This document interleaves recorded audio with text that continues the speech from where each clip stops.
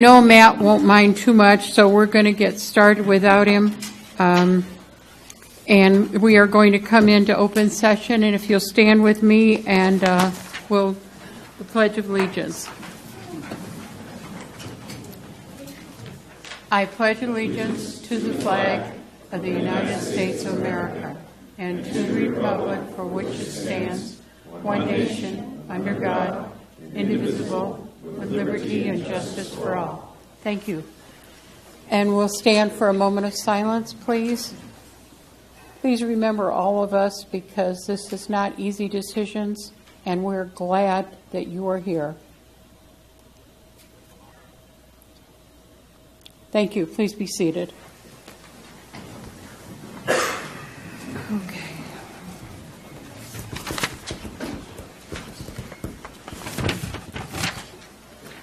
Okay, we're going to come up with public comments. Item number 5. Anyone wishing, this time is reserved for public to address the board on items not on the agenda. No action will be taken on non-agenda items unless authorized by law. Comments are limited to 3 minutes per person. Please come forward. Thank you. Hello, my name is Penelope LaPalme, and I have some comments. I've been attending the water meetings for some time, and I look forward to a completed GSP. I've talked with some friends, and some have asked if there's been any substantial discussion of how our overdraft will be made sustainable. Now, I've looked at different definitions. To me, sustainability is output equaling input, or vice versa, input equaling output, and allowing for some variation from year to year. Some have suggested, well, we'll import water. And I would like to know, is there any subgroup or committee that is examining the likelihood of importing water? And if so, from where, how much, how would it be, by pipeline, by truck, and at what cost? I had a friend say, well, if they think they're going to import water, they're crazy. The only way we're going to get any water imported is if they bring a truck in for some drinking water and maybe some health and sanitary things, bathing and that sort of thing. The Todd report said that even with conservation, we cannot decrease water usage to a sustainable level. Is there a subgroup or committee examining how much more we could conserve? Many of us have already reduced our water usage. Would everyone have to reduce their usage by the same amount, even those who've already reduced their usage? Is it possible to reduce any more? If we implemented additional conservation measures, what would those be? I've read Nick Panzer's comments on the white paper, and I generally agree with his observations. I oppose delaying groundwater extraction reductions. Is anyone researching this or discussing what the reductions would be and how much? When would reductions be implemented? Who would have to reduce extractions? Is that everybody? Is this solution the same as conservation? If not, what's the difference? If it's the same, then how is this going to help us reach sustainability? There's been a suggestion that there are new water sources that will be found. What evidence is there to support this idea? It sounds to me like wishful thinking. It'd be nice, but I don't see it in the cards. If we don't have committees working on these issues, when will we? Thank you. Thank you. We will address your issues after everyone is done. Staff will do that for us, and we will make comments as needed. Thank you. Hi, Tim Parker Groundwater, and I'm a consulting hydrogeologist to the Water District. The Water District asked me to come down and just clarify a few things that have been apparently said in these public meetings. Number one, I don't have any financial involvement with Ramble. Ramble is actually owned by a foundation, and I'll clarify that further when the DMS is discussed later in the meeting. But the other thing is, I understand that I was given credit for writing a pretty good white paper called Issues and Options for Groundwater Management in the Indian Wells under the Sustainable Groundwater Management Act, and was also given credit for giving away water rights And I didn't write the paper. I reviewed it on behalf of the Water District. And I thought it was pretty well written, actually, and does provide one of the possible policy options for moving forward to meet the requirements of the Sustainable Groundwater Management Act. As far as giving away water rights, I'm not a member of the state board, and I'm not a judge, so I don't really see how I could affect water rights. In fact, the authority, I don't think, can affect water rights. But anyway, that was it. So thank you for your time, and hopefully that sets the record straight. Thank you, Mr. Parker.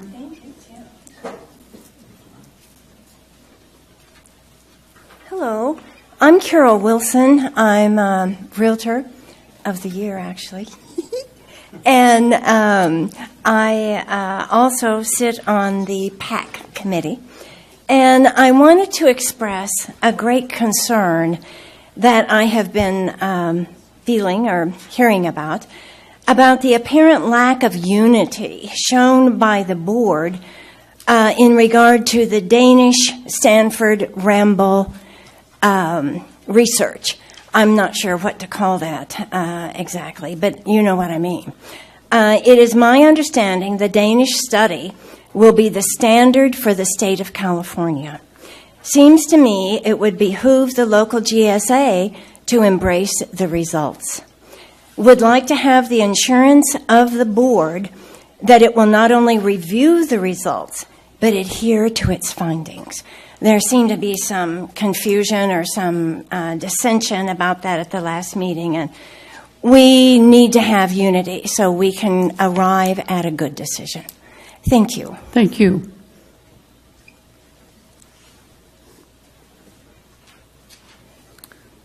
Judy Decker, private well owner. I have two things. First of all, I would like to congratulate Stetson Engineers, Mr. Johnson and his team. They were hired late. They put together what appears to be an excellent plan because we are getting more money than we asked for from the state. And my hat is off to you and your team for doing such an excellent job in such a very short period of time. Thank you.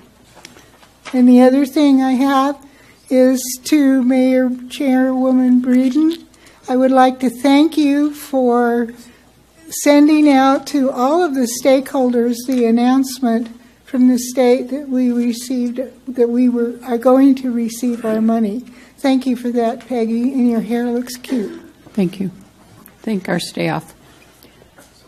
Okay, and no other public comment with staff? Is there anything there both of you would like to address, or any of the board? Don, do you? All right. Steve? No, Okay, nothing to address for public comment? Okay. Thank you, Judy. Okay. Well, we're talking about the, I will be reporting on the status of Prop 1 funding. We're also, under the data management system, we're going to have a presentation on the current data management system, and I'll provide some comments at the start of the data management system. And but we'll have more information that's coming, yes. All right. Don, did you? I can maybe speak to Ms. Wilson's comment about the Danish project. Just to clarify, I think maybe there's a misunderstanding about whether it's going to definitely be a standard. The Stanford Groundwater Architecture Project, or they call it the GAP, is to use, once again, SkyTem as a mechanism to collect geophysical data, use Ramble, or there's another option, I think it's Aegis, that would develop the data management system. The data management system would then be used to develop a hydrological conceptual model. The purpose of that is to develop a template for developing a model. Stanford is involved in using geostatistics to develop uncertainties within the model. Whether or not that becomes a standard remains to be, it depends on the results of the project. So I don't want to give the impression that it's definitely going to be a standard. It could be, but at this point, that's not clear. Okay. Board? I'd like to talk to the first young lady who spoke, Ms. Penelope. Where is she? Okay. Thank you very much for your questions. They were comprehensive, and they covered the full spectrum of everything we're trying to do here. And to answer those questions would take is going to take a GSP to give you the answers. We were working diligently to discover the answers to those questions, and I think that very few of them have definite answers at the present time, other than even the definition of sustainment. The state has not totally identified that. So we're working on all those issues. If you want to have further conversation with it, you can come up to one of the board members at whatever time you want, and we'd be glad to help you out. And then maybe just to add to that too, while we're ways out to solve the problems that need to be solved by the GSP, at the TAC now we are talking about water budget and water balance. It was brought up at the last TAC meeting. It will be extended at least 2 more meetings. We're also talking about groundwater levels, baseline groundwater levels that we'll start our modeling with. We're asking for input from the TAC. So some of the tools that we're going to use to solve those problems are being presented at the TAC right now, and over the next several months we should be coming back with some of those answers. Anybody else? Okay, we will go on to, there are no special presentations. We will go on to the consent agenda. Motion? I'll move the adoption of the consent calendar. Second. All those in favor? Aye. Any opposed? Okay, the next item is the Groundwater Resources Manager's Report. Steve? Did you take public comment on that? I think I see a member of the public that might want to speak. Okay, sorry, my apologies. Please speak. No problem. Thank you, Madam Chair. Madam Chair, members of the board, Derek Hoffman for Meadowbrook. With regard to the minutes for the January meeting, I just have one item that I'd ask you to include in the record. I had sent a letter dated January 16th to the entire board and through the clerk and copied staff. And it was a response to the Water Resources Manager's request for input on the POAM and the PAS. And I had sent that letter and asked it to be included in the record. I just don't see it in the minutes for last month's meeting. And so I've got copies here. I'll just ask that it be included in the record for last month's meeting. Did anybody else see it? I did not see it. We got it. We definitely got it. You got it? Yeah, for sure. Yeah. Okay. Then let's change the motion then to add those items as instructed. My apologies to all of you. So moved. Thank you. Well, Madam Mayor, it's one thing to have received it and put it in the record. It's another thing to add it to the minutes. The minutes are supposed to reflect what happens at our meetings or our official document. Okay. So I think you could probably just acknowledge that it's been received and is a matter of record for the GSA without amending it or appending it to the minutes. Okay. Is that sufficient? Okay. All right. We'll do that. All right, then. Now let's go on to Steve. Thank you, Chairwoman Reed. Okay, we're going to hit probably 4 things in a row here, so it's going to take a little time. To get started, though, I want to introduce a couple people. I've got some of my key guys here. Jeff Helsley up front here. This is Jeff Helsley up front. And Steve Wright. Jeff Helsley is going to present on the poem, and Steve Wright's going to provide some information on the data management system. So I'm very proud of these guys, but not near as proud as the other one I want to introduce. She's going to be mad at me right now, but my wife is sitting back there up in that corner right there. If you'll stand up, please. She's going to be very mad at me. She's riding with me today, so I thought I'd do that. And I want to do that, too, so you guys are not so mean to me today because my wife's here. So we're going to try to get some work done. We can offer her our condolences. She'll understand, I'll tell you. Okay, so a little intro on the poem. Jeff's going to make the presentation. I just want to cover a couple of items. Since the last board meeting we had, and we got some really good comments and some very important comments from Commander Longbottom. I want to acknowledge those. Jeff's been working very hard with our staff people to get the poem in the kind of condition that we want it to be in to move forward and answer the questions and address the issues that have been raised on progress of the project, the cost of the project, the schedule, and where we're at. All those questions will be answered, are intended to be answered by the poem, and we intend to bring that back on a monthly basis and present that to you. We've worked with Commander Longbottom. Supervisor Gleason's provide important comments on the poem and how important it is. Derek, we got your comments. We obviously read those. Those are good comments, and they're all important for what we want to make sure goes into that poem. So Jeff's going to provide that update. He's going to hit the highlights. Make sure we hit the suggestions provided by Commander Longbottom. We'll cover those. Jeff will cover those. And as I mentioned, our intention would be, and I think that was the suggestion, is we come back on a monthly basis and update that poem based upon where we are in the current month. So go ahead, Jeff. Thanks. Yeah, if I could get my first slide, please.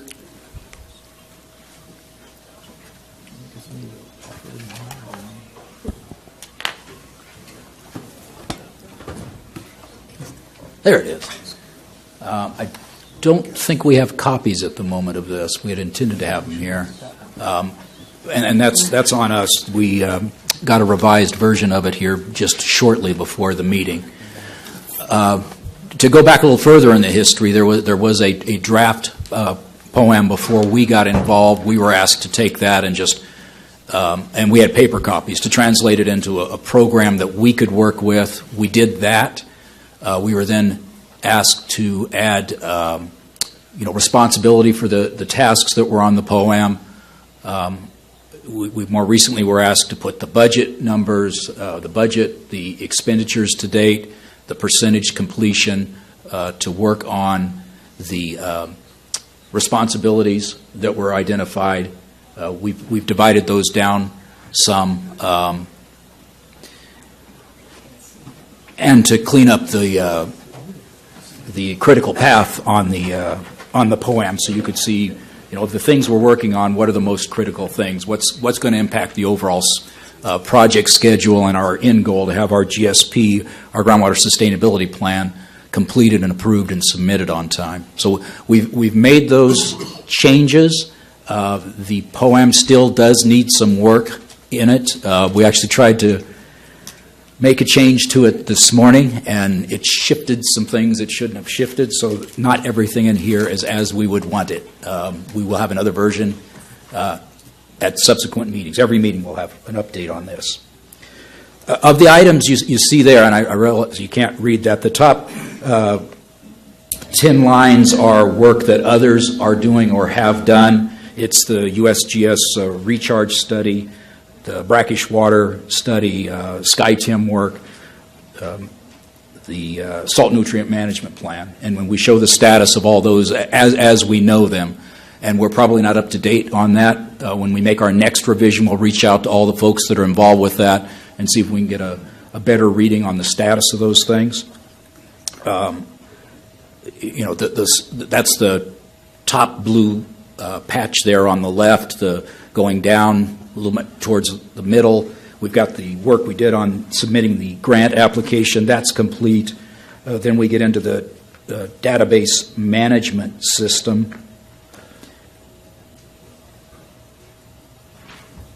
And we've been working on setting up the web-based system, which database access, which Steve Reich will talk about after me. And that work is largely complete, getting the database framework and structure set up. And then in the database, we're also, I'm sorry, that doesn't show up until the next. Some of the population of the database is underway, and Steve will talk about the completion of that. And then the key thing one of the key things at the bottom of this page is preparing and reviewing the hydrogeologic conceptual model. And that's our snapshot of the water balance, our first look at how much the overdraft is. And work's been done on that. There have been some discussions with the TAC of the elements that go into that. We will be continuing on that.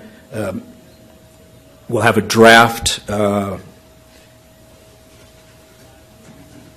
just after, probably for the first TAC meeting in April. We'll have the draft conceptual hydrogeologic model. We'll talk about it with the TAC, and then we'll revise it. If we could go to the next page.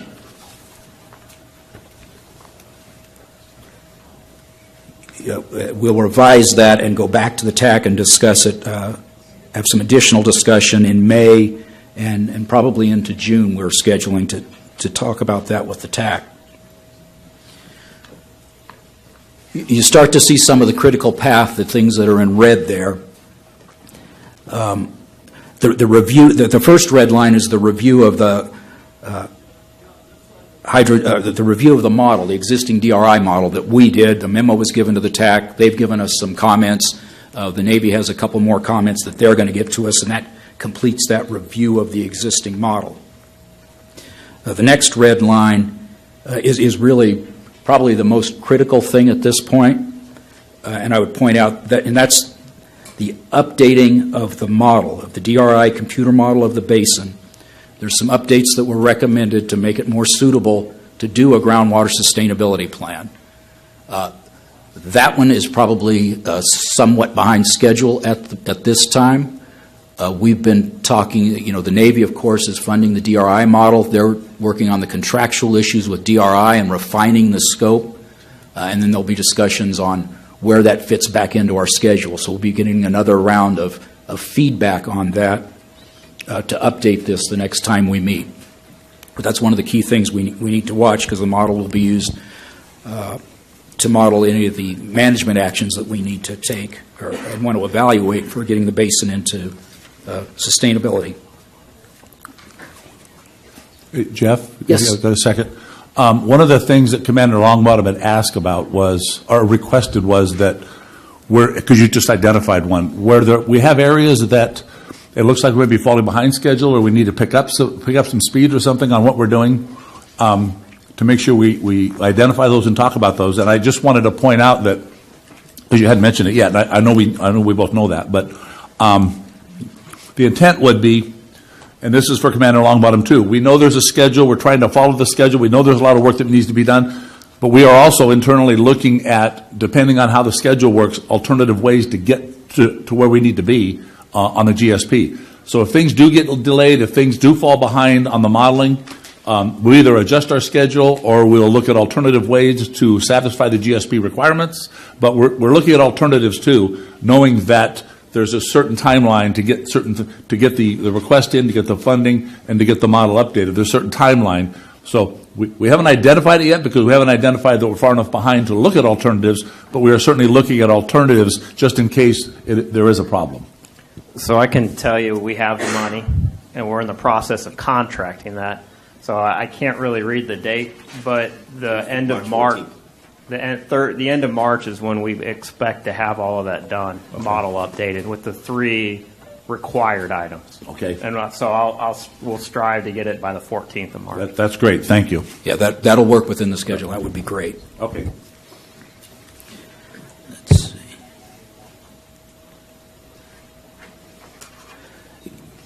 When the updates are done to the model, there'll be a report back to the TAC so that they can see what's been done, how the calibration has worked. We'll start talking about modeling scenarios. That is, what actions do we want to model for our baseline runs and for our potential future action runs. And then around the June timeframe, we'll start talking about the sustainability criteria with the TAC. Those will be the milestones or the goals that we'll use to measure whether we are, over time, as over the next 20 to 40 years, whether we're achieving sustainability and staying there. And then also on the critical path will be, they'll do the modeling to evaluate the management actions that we discuss with the TAC and the group of actions that we all agree, or groups of actions we agree that we want to model to look at the impacts on the basin.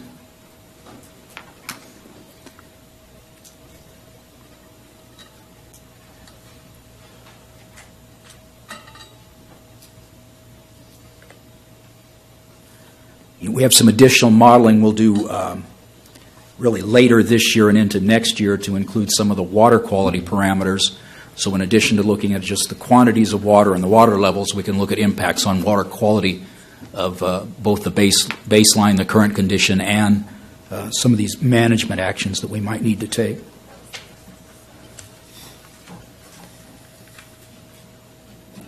I'm going to shorten this up a little bit and get, if we could go to the next slide. Those were some of the things that were in red, the critical path items. Some of them are in front of us. One of the things that's not in red because it's not on the critical path, but that we're currently working on and is important, it's a couple of the potential management actions. As we go down towards the bottom of this page is the imported water study. The question was there, is anybody looking at that? We were authorized in December to start on that. We'll be going to the TAC meeting here next month with the range of options of potential sources of imported water that we think we need to look at. We'll have that discussion with the TAC and get their input on that. We'll have some additional information about, other details, some details about the opportunities with those different sources and some of the constraints with those different sources, and get their feedback, and then we'll start analyzing, what would it take to get those, and eventually we will move towards what do we think is most feasible and what will the cost be as we go through this year into the middle of the year. Jeff, are there any other items? I mean, we're going to be coming back on a monthly basis, so are there any other items that we want to talk about right now that we have concerns about regarding scheduling toward our completion on our critical path or our schedule that we at least want to bring up right now to keep an eye on other issues? I haven't seen this yet because you just got this done, I think, in the last day or so. Yeah. So if there's any other items, this is a good place to let people know. Yeah. Now, the key thing that we didn't know about completely was the status of the DRI modeling. So that really in our critical path and all the things we're working on, that was the one we weren't completely up to speed on. So that was helpful to get from Commander Longbottom where they're at on that. I don't know if this is the right time to ask, but I think it would be beneficial not only for the board but for the public too if you could just start at item number 1 on your critical path and just walk us all through sequentially what you think the critical steps are to get to the GSP, just so we all kind of have those in the forefront of our mind. Could you do that? I can certainly do that. If you allow me to finish up one item that's not on the critical path, because it was right after this one. We're doing the imported water study. We've also started the recycled water study to see if there's any additional opportunities to reuse recycled water, and we'll be coming to the TAC, this next TAC meeting, with a summary of what we've seen so far for them to give us input, what the existing amount of recycled water, the existing uses, what we've seen so far as potential additional existing demands, and have that discussion with the TAC and get their input, and then we'll start analyzing those options. Okay, so if we could go back to slide 2, back up one slide. So starting at that red line at the top, that is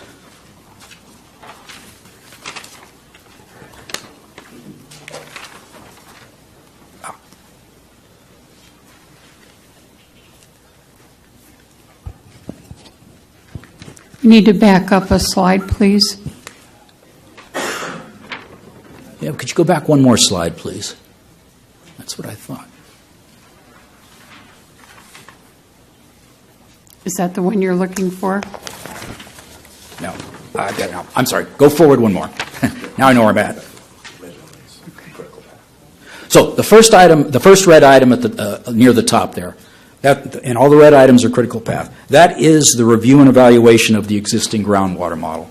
That is essentially complete, other than I think responding to a few more of the comments, and the Navy was going to get us a couple of additional comments on our review of the model, and then that will wrap up that critical path item. The next item is the basin model updates, which we talked about. DRI, updating the model so it's suitable for GSP, and we had a comment from Commander Longbottom on where that's at. The next critical path item is a discussion with the TAC of the baseline modeling that we need to do. Can I ask a question? So Yes. that conversation can occur before the model gets updated? Yes, because we've actually had discussions of things like even talking about what is the starting groundwater levels as part of that baseline discussion. So that can occur today. You're right. We certainly can't get to here's our final determination of what the baseline is until we have the model update, but we want to get well ahead of that so we have a lot of interaction with the TAC on the different elements that go into it. Okay. We'll then have next critical path item is actually talking about what future modeling scenarios do we want to do? And this does take place after the model is updated. Then the critical path item is discussion of the sustainable management criteria, because once we do our model run, those are the criteria that we'll hold our results to and evaluate whether the actions that we've modeled are successful or not. Then we'll have Jeff. Yes. Sorry. So you actually have to have the model in place to determine what scenarios you want to run? Not to determine it, but to run them. So we'll have the discussion while that's being the model is being updated. I'm sorry, I have a hard. I can't read it, but yes, is the one that has the red arrow going down and the blue arrow going into the side? Is that the one of having a conversation related to what model scenarios you want to run? Yes. Okay, so just a point I would bring out: if that can happen before the model is being updated, then your critical path right now is not your model update itself. It's having those two conversations. Do you understand what I'm saying? Yeah, I do understand. I'll check that. Yep. Which means I have more time to get the model updated. That's where I'm going with it. That's why he was looking at that. I don't like to be the guy slowing things down. You're just fine. That's kind of what I wanted to look at this. This is important. Yes, I agree. We can, we're right now seeing that the model update is not the critical path. Right now, the critical path is having these conversations in the TAC. And so for our next TAC agenda, we need to make sure those couple items are on there so that we're banging those out while I'm getting the model updated. Yep. That's kind of where I'm going with it. Okay. See, I think I mentioned the critical path will include, evaluation of the modeling results of the modeling the management actions.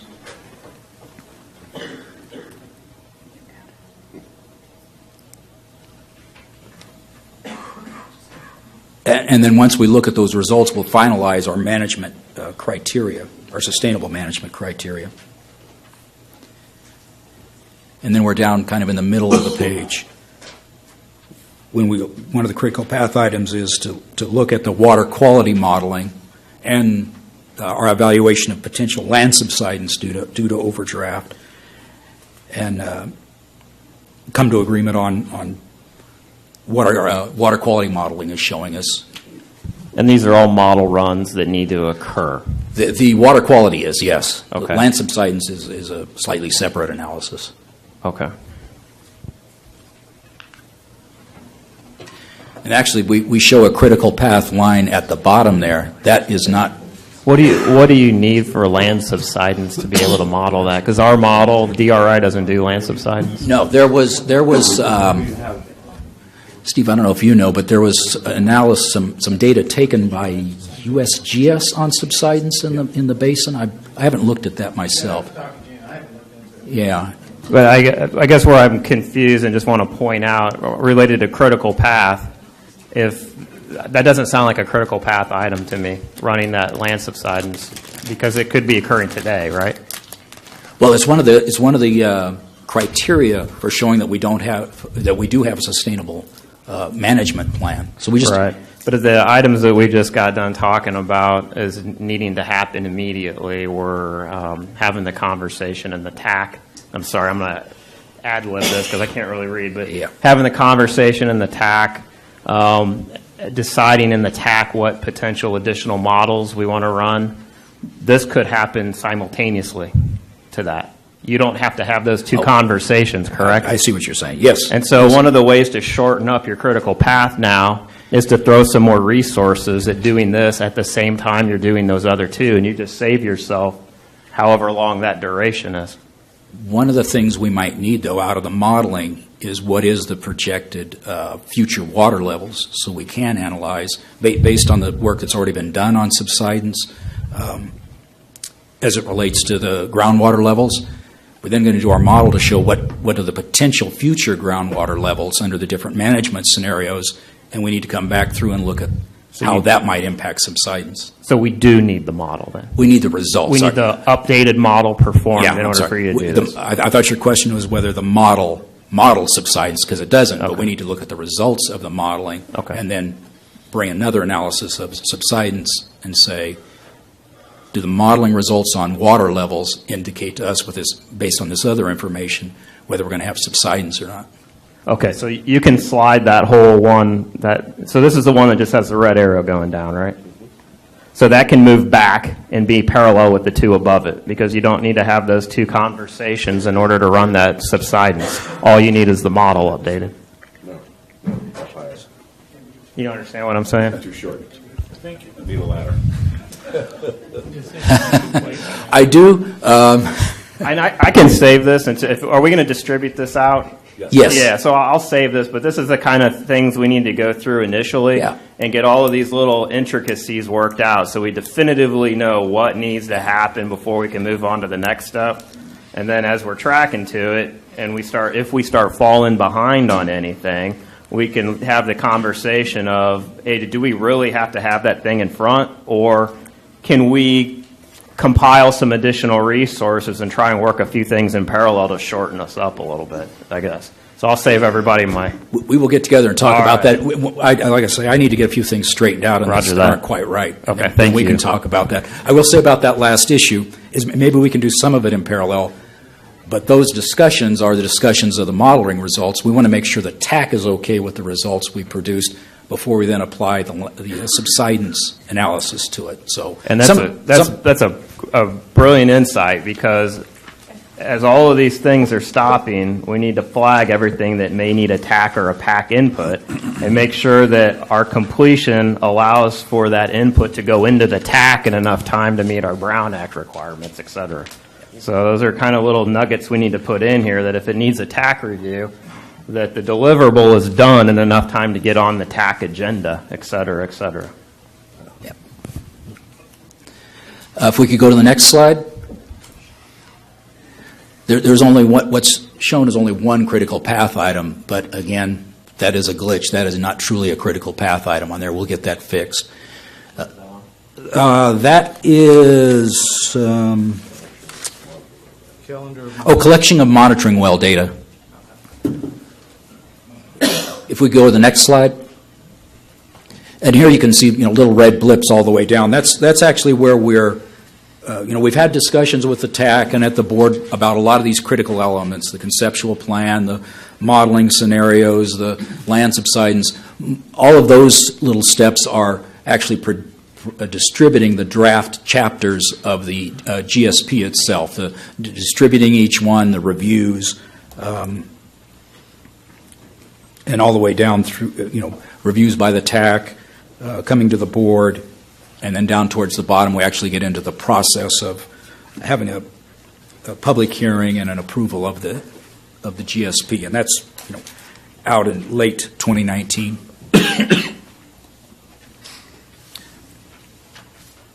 And that's it. One last question. So all of the things that you discussed, I believe it was on the page before, which is to this lady's comment of all of the potential importing water, water reductions, water allocations, water conservation, right? All of those things have to have a tie into this critical path somewhere, right? They are all on the schedule, and you're right, they do tie into different critical path items, but not all of them are on the critical path. Okay, so one of the things also that I think we should be using this tool for is we have a critical path today.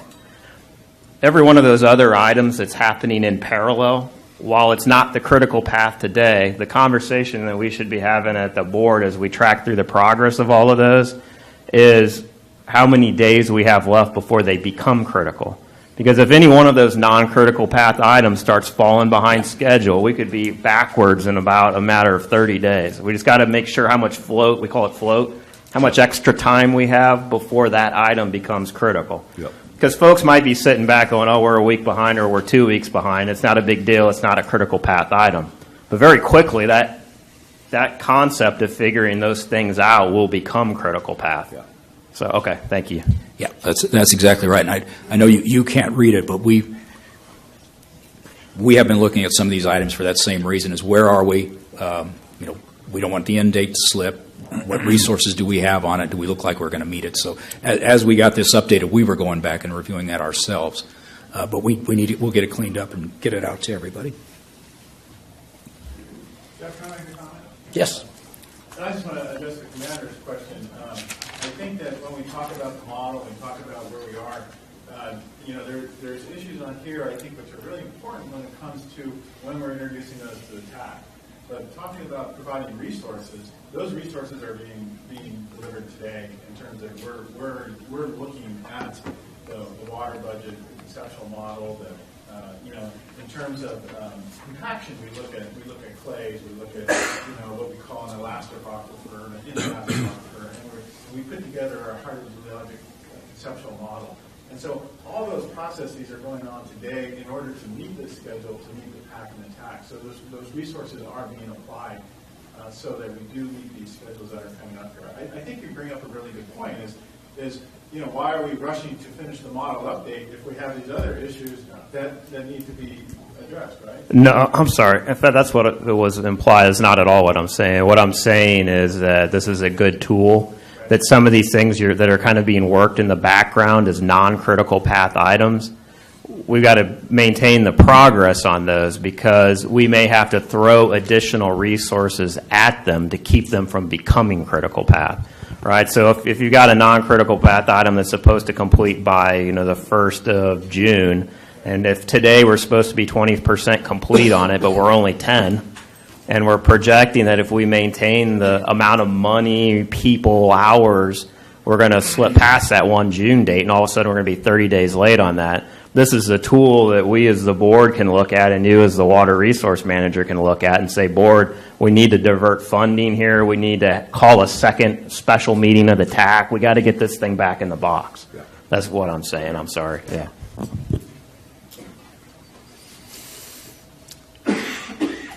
Any other questions?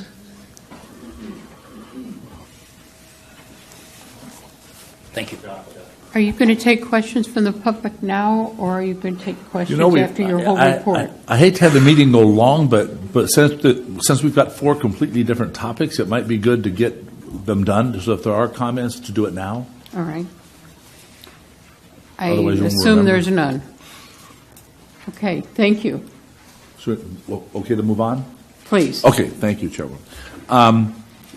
Next on the Water Resource Management Report is the Prop 1 funding, and thank you, Judy, for mentioning about at least the recommendation from DWR Sigma staff for the recommendation on the Prop 1 funding. Most of you should have gotten it. There was an announcement released that Chairwoman Breeden did send out to everybody we have on the list. So if you didn't get an announcement on the recommendation for funding, let us know so we can make sure you're on the list if you want to be on the list to get this kind of information. So that did go out.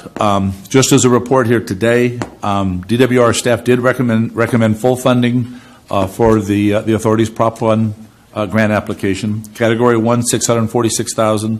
Category 2, $1.5 million for a total of $2.46 million. It's a pretty good grant that's being provided. And Category 1, I think most of you know, Category 1 has a no match requirement, which is also very helpful.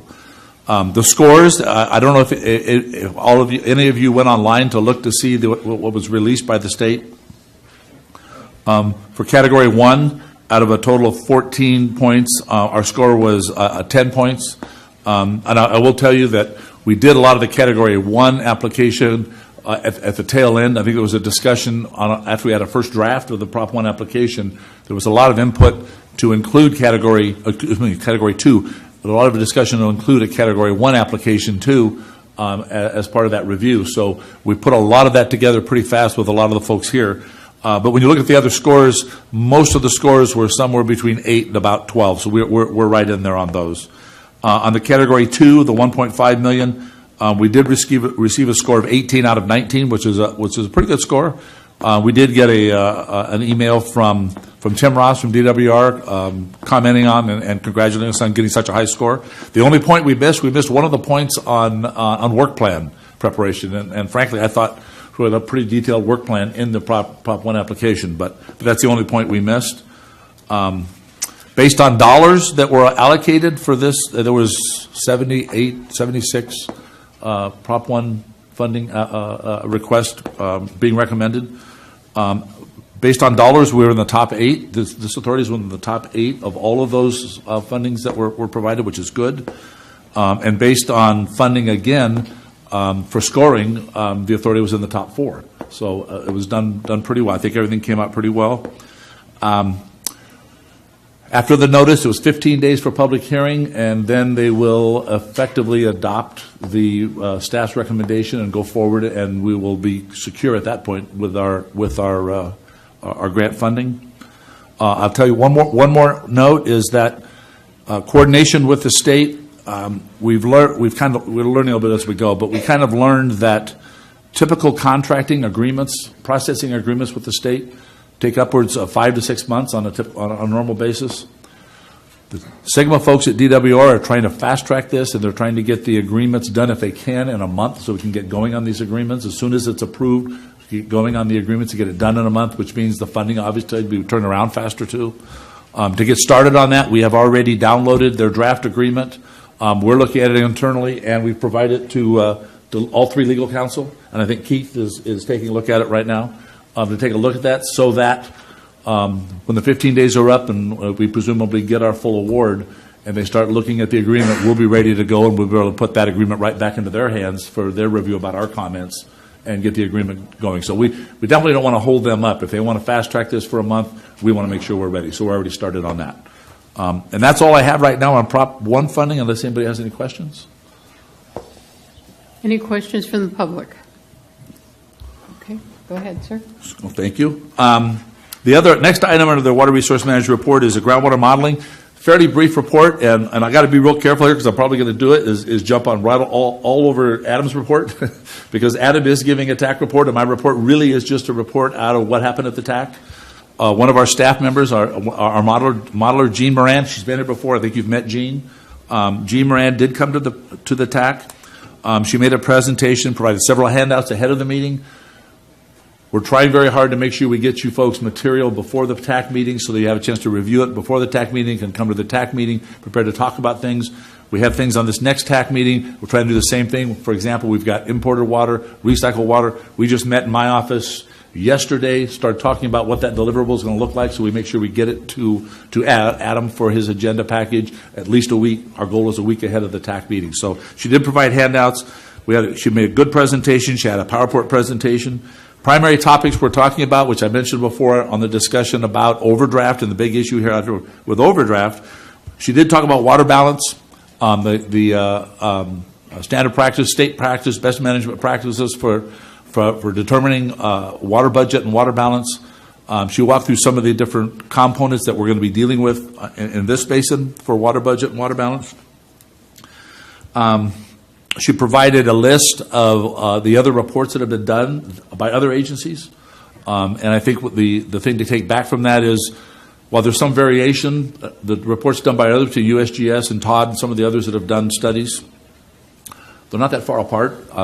We don't have any opinion on those yet because that's where we're headed, but they're not that far apart. So I don't think there's anything dramatic going to be coming along on what we think the water budget is. So looking at those reports, we're not seeing anything that's jumping out at us that's been missed or anything like that. So we're in pretty good shape. But our goal again is to try to get that information out to folks at the TAC, because if there's anybody at the TAC, there's a lot of good local information. The folks up here have a lot more information than we do. We're learning as we go, so we need all the help we can get. If there's anything that the folks at the TAC have that will help us to understand things more, if there's things we're missing, we want to hear about it. That's why we're getting that information out. Once we get all this information back in, we will start making our recommendations of what we think the situation is, and we get feedback on that too. But it certainly helps to get feedback right now on what we're looking at to help us make some recommendations to the TAC and then ultimately to the board. She also talked about starting points for our baseline modeling, what groundwater levels we should start at. There was a good discussion. Tim's here. I think Tim made some comments about what the state guidelines are. So we're taking all those comments in. We expect to come back and make some recommendations again to the TAC on what our baseline modeling groundwater levels should look like. So that'll be coming. For the TAC meeting in March, right now we have, we're coming back on the initial water balance on the water budgets. Gio will make another presentation on that, and we're moving forward on some of our components, and we'll provide some information on what we think the water balance and the water budget looks like at the next meeting. I mentioned we're also going to be talking about recycled water and imported water, alternative water supplies. Our goal here is to give everybody an understanding of what we're looking at for recycled water, of the availability, where the recycled water is, and what the availability of it is in this area. Make sure we've got everything. So our goal, following the same path, is let's get the information out there that we know, and let's share it with everybody and make sure that it's complete before we move on to look at what we can do with that information, maybe to help the overdraft situation here. So that's the idea with the recycled water. Same with the alternative water supplies. We intend to provide a list of potential alternative water supplies. I don't know how long the list is now, but it may be 8 or 10 different alternatives. And I understand that there's only a few alternatives to actually put alternative water into this basin. But one of the things we're looking at is exchanges, ways to get entitlement to other sources and maybe exchange it with another source, to look at other deals that have been made, other exchanges that have been made. A comment was made that if we have cost, we should provide those. We obviously aren't going to have any cost on any suggested alternative water supplies right now, but any information we have on current alternative water supplies that are being supplemental water supplies that are provided in other areas, even if they're not in this area, we're going to provide that information because that's still good information. Even if it's older information, it's still good information. So our idea here is to get information out there as much as we can so everybody can look at it and see what we're looking at, make sure it's complete, and then we'll start to prioritize alternative water supplies and then work on some of the details of what it would take to actually get an alternative water supply into this area. Under the groundwater modeling, I did provide, and I mentioned this before, there's been a lot of discussion about engaging folks on the PAC and the TAC. And I've been trying to do it as much as I can. And I work with Donna at the PAC. She didn't happen to be at the PAC meeting, but I did send her some questions for the PAC to kind of look at and get back to us on.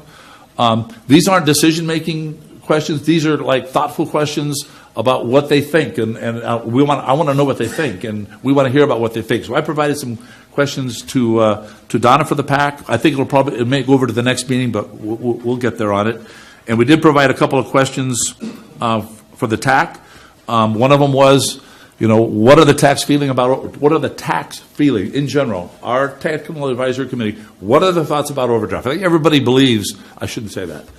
Since I've been here, I've had 3 or 4 people come up and tell me they don't believe there's an overdraft. And I think in some areas of the basin, maybe there's not. But by and large, everybody pretty much agrees that there is an overdraft. And obviously the state thinks there's an overdraft, so we're dealing with that. But I want to hear from the TAC to understand what the TAC thinks about the overdraft and how bad it is, what they think it is. Before we provide them any other information, I'm going to see where their minds are right now and what they're thinking about. Because, again, there's a lot of good information. A lot of people up here lived up here a long time. They have a lot of background information we don't have. And I want that before we start even looking at what we think the overdraft is. I want to see what they're thinking. It won't necessarily influence what we come up with, but it'll certainly help my presentation when I do provide it out there, whether I'm in line or I'm not in line. So it helps me. The other question we asked was about additional studies. We've provided sort of bibliography, a list of studies that we're looking at that have been done in this area. It's a pretty composite list, a lot of different studies. So I put the question out there, are there any other studies we're missing? I want to make sure we've got all the studies, we've looked at those before we start really looking at trying to solve the problem. So that's out there. Those are a couple of questions we asked of the TAC. In addition to the, in addition to the presentation that Jean made and provided a lot of information, she didn't ask any direct questions, but she put information out there for everybody, and we asked these questions. There were some questions that were asked and some discussions at the TAC meeting. A request was made to the TAC to provide comments back to us, questions back or comments back to us by February 22nd, and we're going to be working with Adam. I already told Adam we're going to be working with Adam to get a reminder out there. February 2nd was the date we wanted information, questions, comments back, because that's going to provide us time to prep for the next TAC meeting. So if there's issues that we need to address more or things that we didn't cover, get those comments back so we're ready to go for the next TAC meeting. So that's kind of how we closed the TAC meeting. And once again, Adam, maybe your report could be somewhat shorter, but I covered as much as I could about the modeling portion. There has been some just in contention. Okay, good. Good. And the last thing was working with Commander Longbottom on the Navy and the modeling and the funding and stuff like that. We've already covered that. I was going to give a report on that because Gina and I just talked about that yesterday. So that's all I have on the modeling effort right now. Where we're at has been covered. Jeff, you've covered some of it, but I'd be happy to answer any questions if I can. Is there any questions from the board? Sir. Yeah, Steve, you were mentioning looking at some of the other studies that are out there to help you with developing the groundwater model, talking about alternative water sources and those kind of things. I think at one point also with the POAM, there was mention of the salt and nutrient management program. My understanding is that plan is going before the regional board. Correct. Coming up soon, maybe in April, I think? Yes, I got the notice just yesterday, yes. Okay, so is that something that you need to come to some conclusion about that plan document in terms of how it interrelates with our management of this basin to determine whether or not this entity should be commenting on that plan or not? That's a very good question. That's a very good question. I probably should have covered that. The answer is yes. We've done several salt nutrient management plans. They're very, very important plans. I think I told you folks before, if you start me talking, it takes a while because I just don't stop talking. I could talk all afternoon. But anyway, salt nutrient management plans have a really good purpose. They really do. And they come around, they were developed around the use of recycled water, try to get guidelines together to make it easier to permit the use of recycled water for groundwater replenishment and other things. That's where they came from. And they make a lot of sense. And they're very helpful in basins. When I saw that there was a salt nutrient management plan being prepared for this basin, I frankly got very nervous. It was like, because we've done them before. And in a salt nutrient management plan, in order to manage your salts going forward, you have to do a reasonable run at water balance and where water's coming in and water's going out, because salt balance going forward involves what the contributions are and what the extractions are in the basin to get your salt balance going forward, to make sure you don't violate the basin plan and things like that you have to do in the management of your basin. So I thought, oh my gosh, there's a salt nutrient management plan coming out, and they're going to be way ahead of us on the water balance and all the things we're doing.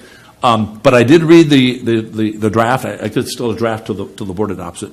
And I thought the salt nutrient management plan, the way it was prepared, I think it was done for the water district. You guys did that. Yeah, the city. I think it was a very, very well done. I think there was a lot of information in the salt nutrient management plan. I think it appropriately identified this authority and the groundwater authority and what we're doing and where we're going. And it didn't, I wouldn't say that it deferred the issues to the groundwater authority, but it certainly made reference to where we're going and what we're doing. And from my perspective, having done the plans before, worked with the regional board and working with you guys on this GSP, I think it was entirely appropriate the way it was presented, and I didn't have any comments. I didn't have any comments on it all. I thought it was well done, and it fit right into the pattern of where we need to go with the authority. That's just one clarifying question. You mentioned that a role of that plan once it's adopted is to help you with what recycled water projects you may want to do in the future and permitting of those. So if in your recycled water study you identify some additional types of projects for recycled water that aren't mentioned in the salt nutrient management plan, procedure-wise, how do we then have to make sure that we can permit those projects that you identify? The way it's done, it's a good question too, Bob. The way it's done is under the salt nutrient management plan, and I can't remember the particulars of this plan, but it's not that important. The salt nutrient management plan is designed so that, and the ones that we've done, they've actually asked us to include any even conceptual plans or projects that are planned for recycled water and include those going forward to see how they affect the salt balance. So in the plan, they typically provide or request that you include examples of how you're going to evaluate projects going forward. That's what the plan's for, because that makes it easier for the regional board to have a set pattern, some structure to evaluate future projects. It's right in the plan. So if we have projects that we're going to be looking at, we will certainly refer back to the salt nutrient management plan and make sure that we run those through the salt and nutrient management plan, because you're not going to be able to build the projects or operate them if they're not permitted. So that salt nutrient management plan will provide the guide for recycled water projects going forward. So it will be a tool for sure. Thank you. Any comments from the public? Tim, you want to come You up? had a quick question, too. Please, go ahead. This may be a conversation for another time because I'm not entirely sure in the details of it, but, related to water modeling, we're obviously putting a lot of effort into updating the DRI model to be part of our sustainable groundwater management plan. And we also talked previously about SkyTem and some of the other modeling that we're doing. How do you foresee those two coming together? Are they going to be complementary models? Will one inevitably supersede the other? How does that work? That's a good question, Commander. And maybe we'll answer it when we talk about how we're going forward with some of this data management system information, how we're going to be working together going forward. Similar to that, I would expect that the modeling effort going forward, there will be a lot of communication and discussion amongst the technical people before it gets put out in public, because the last thing you want to have is dueling models out there talking about how the basin works or it doesn't work. We came into this process with the knowledge that there was a DRI model, and it was extremely important for the Navy, because the Navy's used it not just here but clear back in Washington to operate this basin, how this basin operates. So one of our tasks was to review that model to make sure we're comfortable with the way that model has been prepared, and we certainly are. It's had a lot of third-party review. We provide third-party review. We provided input on what we think it needs to be upgraded in order to make it work for the GSP. So we're confident the model works. The DRI model will work for us going forward, and that's the path we're on. We know there is another model being prepared, and there's a lot of very smart people working on that, and they're collecting a lot of really good data on that. And our goal, our job would be to make sure that they're compatible or go in the same direction, or certainly understand why. And if there is a problem, deal with it on a technical basis first and find out why we think there's a problem. And frankly, I don't expect this to happen. But if there were issues going forward and we couldn't resolve those technically, bring it back to you folks and let you know. And certainly talk to the Navy, because we have a very clear recognition of how important this is to the Navy, that the basin be managed and that the tools that we're using are consistent with what the Navy is using in that management. So would it be a fair statement to say that at this time we're not sure, which is a totally good answer? We're absolutely for sure. We need to get more information related to this other model or models that are coming out before we can actually make a call. Absolutely. Okay, thank you. Yes. Okay, is there any other board comments? Right, public comments, and Tim, I assume you're speaking for yourself, right? I'm speaking related to the salt and nutrient management plan, which was prepared for the Water District and the city. I just wanted to follow up on Steve's comments. He's right on track, and just add that we actually went out of our way to try to defer things to the groundwater sustainability plan process, because it was really the salt and nutrient management plan at this point in time, it's really checking a box to make sure that document's in place for the NPDES permitting of the treatment plant when it gets upgraded. So and stormwater management, stormwater projects was one of the things that were not in the plan and need to be addressed in the groundwater sustainability plan. Just wanted to bring that up. And with regards to the commander's comments, we can, I'll have some comments follow up to try to help clarify that where there's opportunities after Steve talks about the data management system. Thank you. No other public comments?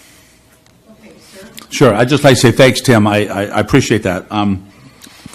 I thought it was a strong emphasis on defer to the plan, too. I just don't want to say that. but it was. And that made me very comfortable that what we're doing here will work together with it. So that helps. Thanks. Okay. Data management system. We're going to give a demonstration. You can sit for a minute because I'm going to talk. Data management system. Steve's going to give a presentation. We've come a long way. Steve's going to tell you where we are because he told me last week, but he's going to give you the current status of where we are. This is one of the topics that I think is important for this group. Been a lot of discussion about data management systems. We got comments from, I think Carol, the realtor Carol was here, she's gone now, about the Ramble system, and there's been a lot of discussion about where we should go and what we should do and what we shouldn't be doing and why we're going in different directions and things. I just want to tell you, to the folks, to the board, and everybody here too, effectively I want to apologize for what appears to be not really good communication and coordination when it should have been better. And I could take a lot of responsibility for that. I'll take all responsibility for that because my goal at this point would be don't let that happen again. There's a lot of smart people working on a lot of important things up here, and we certainly respect that. And we want to bring all that good information, all that experience, all that knowledge to this authority, to the benefit of the authority and the GSP. That's what we're here for. I want to make sure you folks know, and the board knows, I've told the board this, I've told you folks this too, we won't make any recommendation to this authority that we don't think is the best recommendation to the authority. That's what we do, and the process, the communication probably could have been better going through that. Don and I are buddies. We're buddies. Don and I are buddies. We're fine. It's all good. It's all good, and we're going forward.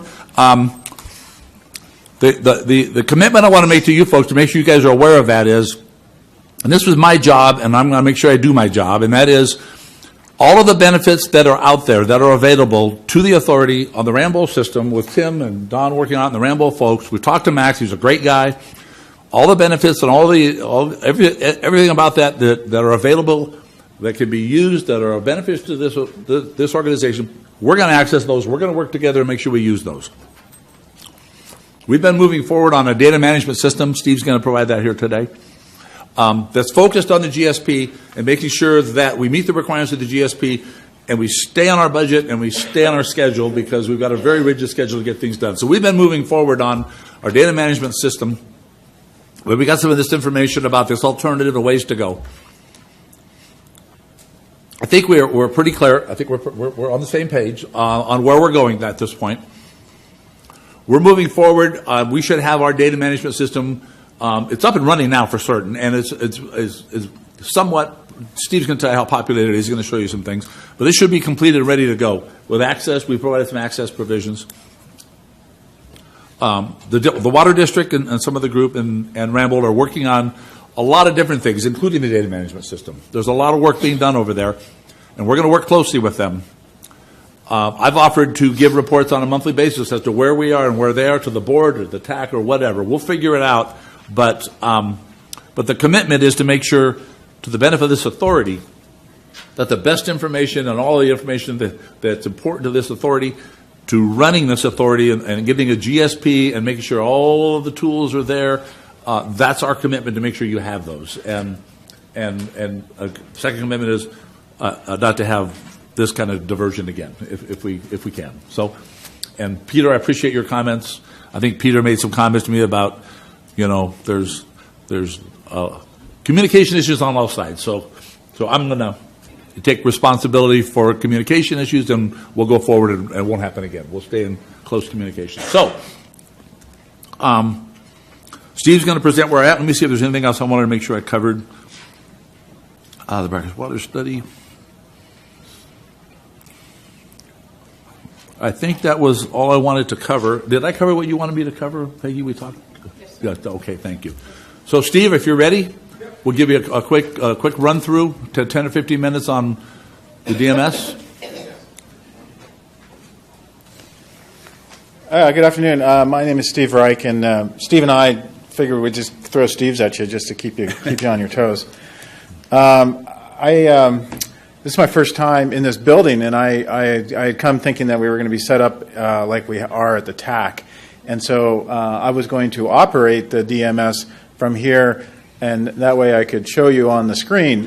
Because of the setup here, I'm going to have Jeff in the back room controlling the website. So we'll see how this goes. But I know your time is important, so I don't really want to take up that much of your time. I do want to go back a little bit and let you know that we first introduced this in October TAC, and then again in November TAC. In the December TAC, we distributed usernames and passwords to the TAC members. We got comments back at the end of December. We talked about those comments in early January, and then we addressed those comments at the February 1st TAC. So we've gone through a fair amount of review. There was, I believe, there's 27 comments that we had. There's a comment matrix out there in response that documents that. So this is kind of where we're at today. I think we've had a lot of lead up into this, and so I want to just give you a real general overview of what we're all talking about and how it relates to, our eventual goal of January 2020 and what we're going to do when we get there. Can you guys switch screens and put the website up? So, you log on, and this is live right now. This is live on the website. So you log on, and I can create, if any of you folks want to get on here, I'll give you a username and password, but I've already gone ahead and stuck in my username and password, and Jeff can click on log on. And when he clicks on log on, if I typed it correctly, we go into the front page. And the way this is set up is we're set up kind of, I look at it in a couple different ways. There's the actual monitoring of the basin, as well as the management of the basin, and then the eventual reporting. So, I've broken this into, we have a map interface, and we're going to go there and take a look. We also have GSP reports, and we've also established a library of documents. Maybe Jeff, we can look at the library real quick before we get into the technical. One of the things that we like to do is, just click on that button there. You can see that right now we have, it says 32, I have 86 documents online. You can search any way you want for these documents by the keywords up there, and then once you get them, you can download them. Those are all PDF formats. So as we go through and accumulate documents, one of the things that's important not only for us, but also for the public, as well as the TAC and you guys, are to see the documents that we're relying on and making sure that those are available to the public. So it's up to 86. We have 86 documents on here. And as if you want to go through and let us know what we're missing, and you have documents that you think are supportive, certainly send us an email and we'll put them in there. So Jeff, if you go back to the menu, there you go. That would take you back to the menu. I just want to let you know that I think it's a valuable resource. I think it's a resource that keeps everybody understanding, what was the basis and the references that we came to establish, the ideas and the management that we're talking about. So real quick, if we look at just the monitoring portion of this, that's on the map interface. And if Jeff clicks on the map interface, you'll see that goes into kind of a blow up of the Indian Wells Valley itself. You can see the weapon station right there in the center. The red dots are the CASGEM active wells. And so those CASGEM active wells are what's reported by KCWA to CASGEM. You can go down. Where's your arrow? Keep going down a little bit more, Jeff. Not that one. One more down. You click on that. Yeah, that one. And you can see that that's the USBR1 well. You can click on it, Jeff. And you can see it spreads out into 4 different piezometers. So there's actually 4 wells in that one borehole. And so it gives you a picture of the well. It gives you, the lithology of the well. You can look at this one. This is the deep one. So there's 4 piezometers set at different levels, and this is how you look at the different levels. You can actually, let's see, Jeff, why don't we go up to the center of Ridgecrest. And that's, no, there's a blue, is there a blue dot in the center there? There was, maybe not. But go back to where you were then and look on the multi-level page. If you click on that, you can actually go into a water level graph, and the water levels plot up, and if you want to, you can add on multiple levels and look to see. When we get to the management portion is where we'll set our triggers and thresholds. So we might have a line going across saying, this is our threshold level for this trigger. The trigger itself in adaptive management would be the water level.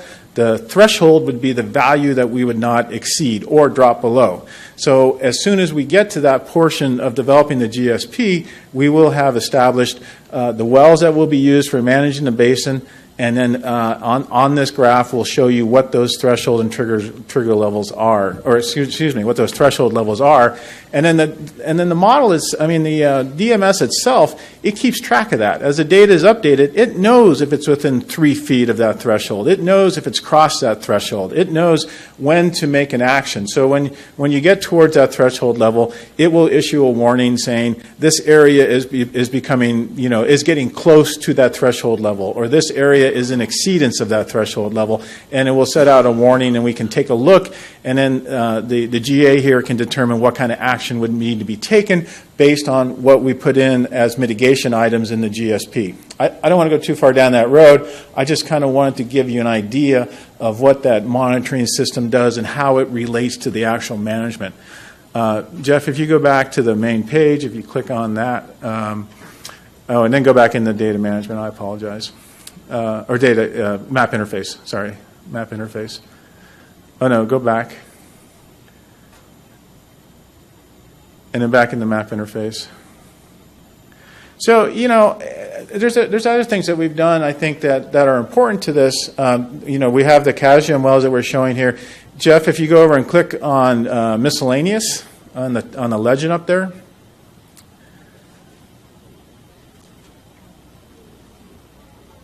We can add, for instance, the Naval Weapons Station boundary. If you click that on the box there to the left, you can see we add GIS layers.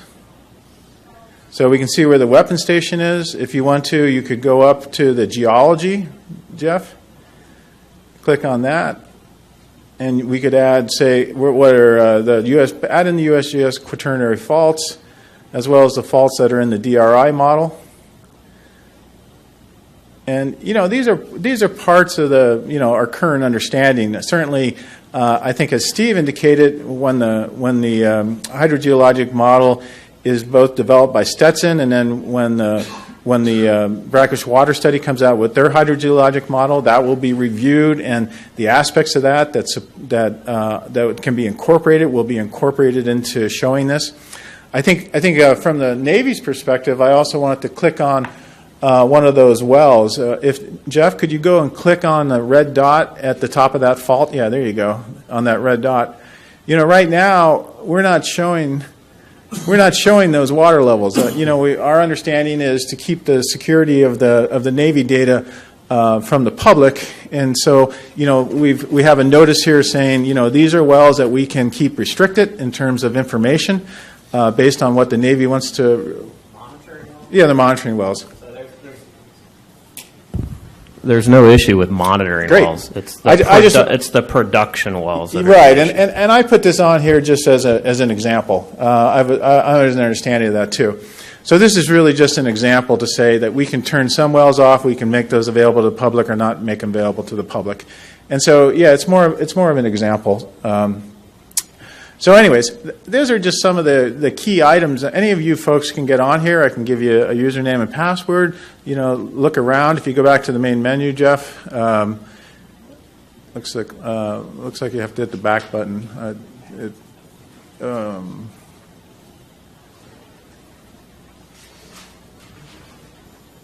It gives you different ideas. Like under the general, we have utilities that you can use for conversion factors. A few other little handy items that come into water resource management. I think the GSP reports is where we're going. Jeff, if you click on the GSP reports, you can see that we're going to have items for water budgets, production reports, reports that go to DRI. How we set some of the management levels, some of the water quality reports. This is kind of in right now. It's kind of in development, and as we create those management situations and scenarios for the future GSP, this will be populated. Right now the water budget Jeff, if you click on the water budget, all we really have in there is what's left over from Gene's presentation. And, you know, and from Gene's presentation, we just kind of gave an idea of some of the different factors of inflow and outflow. If you scroll down at the bottom there, Jeff, on the second page, just on the arrow down at the bottom, you can see, you know, some of the summary of some of the yields that were, or some of the recharge that were presented in some of the previous reports. This area will be populated with not only the water budget, but the conceptual model, so people can go in and understand how, you know, stream flow, rainfall, you know, clay areas, faults control the occurrence and movement of water as it comes into Indian Wells Valley and as it discharges out. So if you go back to the main menu, again, these are a lot of the things that are in progress right now. So, and I just really, again, I didn't want to take up a lot of your time. I just wanted to give you an idea of really how are we using this to monitor the data? How will that then be incorporated into management actions and scenarios as we go forward after we develop the GSP and create those scenarios? So, do you have any questions? The triggers, I like that idea because it's a live model and it's monitoring. Maybe it's a premature question, but mitigation is always what you're looking for with making adjustments or whatever. Is there a differentiation between like well interference or something like that versus an event? That would be kind of played out in your plan in the future? Yeah, I think that's a really good question. So, if we have drawdowns due to you have a huge cone of depression. Multiple wells, yeah, absolutely. Right. And I think that's going to be a really important part in choosing the wells that we use for monitoring the health of the basin. So, where are those production wells, and how are they first, are they being used as monitoring wells? And the answer to that would probably be no. I doubt we'll use any of the production wells as monitoring wells for, what are the conditions of the groundwater basin. But then we would be very careful on the wells that we choose on how they are impacted by the production wells that are next to them, around them, within them, or so forth. Now we start talking about do we have multiple wells and multiple, I look at this from a hydrogeologic point of view. You might have a couple multiple wells that are next to a barrier that's creating doubling the drawdown. Kind of an artificial and creating exactly. Right. Exactly. And I think that you raise a really good point, is what wells are we going to be using to manage the basin based on our understanding of that conceptual model, of that hydrogeologic model. And that will absolutely be one of the key factors when determining which wells will be used to manage the basin. Okay, and then second question. Given that, would there be a need to put more monitoring wells in where we know there wouldn't be interference? In other words, we have these monitoring wells already. The CBs have done a great job of helping us with that. Are there, to create a better trigger system, would you guys be making recommendations, or the TAC or somebody, of where we need more, so that those triggers would be more predictable or viable? Yes, like that? Absolutely. Okay. Part of our analysis and part of our scope is to look at data gaps. The data gaps is not just where do we have rainfall or stream flow measures, but it's also where do we have groundwater levels and groundwater wells. What areas do we know about? What areas do we don't know about? Which areas are affected by pumping that we can't rely on those wells? And then we'll be working again with the CBs to help drill some of those wells, and then to go in and add additional monitoring wells. And I also know that brackish water study is also adding monitoring wells. So we're going to look at those very carefully too, because we're certainly not going to double up efforts on wells that are already being drilled. Yeah. I think they'll have specific purposes. Hopefully they'll be tied directly to their conceptual idea of the flow and where things are going in terms of that brackish water study. Ours might be more related to where is recharge coming from, what is the seasonal structure. So I see that as an area where that we'll be cooperating certainly with that study group to make sure that we make the best use of those resources, so that we put the new monitoring wells in places that after the TAC finishes, we all agree on this is our conceptual model, this is how things work, where do we know things, where we don't know things, and how do we best use those resources to fill those gaps. Okay, that sounds perfect. The last question is, when you have these data gaps, and we have to have this done by 2020, and money sometimes grows on trees and it sometimes doesn't. So would that be a continuation of our function? In other words, I don't know how much a monitoring well costs. I know how much a production well for the water district costs, and it's not that cheap. So would that be something that we would we know that information by the time we get to where the plan is complete, so that we would know we really need to do these other things now? In other words, I don't see us drilling a monitoring well tomorrow, but maybe I see us drilling one in 3 years from now, or 10 of them or something. Yeah. Adam, I'll let you go in a second. I think one of the most important things of any plan, of any report, of anything, is its recommendations. You know, we're never going to be able to sit back and say we know everything about everything. And so we're going to come and say, here are our resources, here's what we have to deal with, this is the best use of the resources we have today. And then, you know, based on that and based on what's accomplished, I think we'll come up and say, you know, here are the areas that we don't know about. Here are the areas that we have low predictability, or that we don't have high, you know, feeling on all this. And we have to be honest about that. We have to be honest about how accurate are we, how good was the model, how good is our understanding. And that all goes into the final recommendations. And as a group, it's kind of funny, because I look back and I'm like, oh, what did they know 30 years ago? What did they know 20 years ago? And look at what we know today. And then I ask myself, well, isn't somebody 20 years from now going to say, look what they only knew 20 years ago? And so to me, this is all a process of as these reports, you know, I think the SkyTem report and the aeromagnetics, that is going to be an important concept in updating everybody's understanding of what's going on. When that's completed, we will all look at that and we'll update our knowledge. And then 3 or 4 years from now, there could be another type of study that does the same thing to improve our knowledge. And these are living things. They have to be developed so that they continue to are able to be improved, populated with new data, and reflect the current or the contemporary understanding of what we know about the basin. So it's probably a long way of saying, yes, there will be areas that we'll need to do in the future. Yeah, the only reason, well, I asked it because I wanted to know, but the other reason is I always look at cost and how do we meet those needs, and how important are they. So I'll just keep it in mind. It's a living thing, and we'll just stay tuned. Yeah, no, and I want to let you know that we're very cognizant of resources. I know that, but if it's a really important thing that we need to find funding for, or another grant or whatever, that'd be something we target, whether it's now or 4 years from now. Right. So thank you. I'm sorry, Adam. Yeah. Oh, that's all right. My comment was just going to let you know he is very aware of all the KCWA data. My sorry about that. I just wanted to mention that Steve is very aware, and we had a good discussion at the last TAC meeting about the KCWA wells that are in our valley, and there's quite a few of them, and they know about all that good data. And I just wanted to comment on that Stetson is very aware, and how well it gives us more information. So if there is a possibility, or if there is a location that might offer good additional monitoring data, we are definitely having those discussions for you also. Thank you. Which is good. Thanks. Are you done with your presentation? Yes. Okay, is there more board comment? Public comment? Okay. Please come up and speak at the microphone.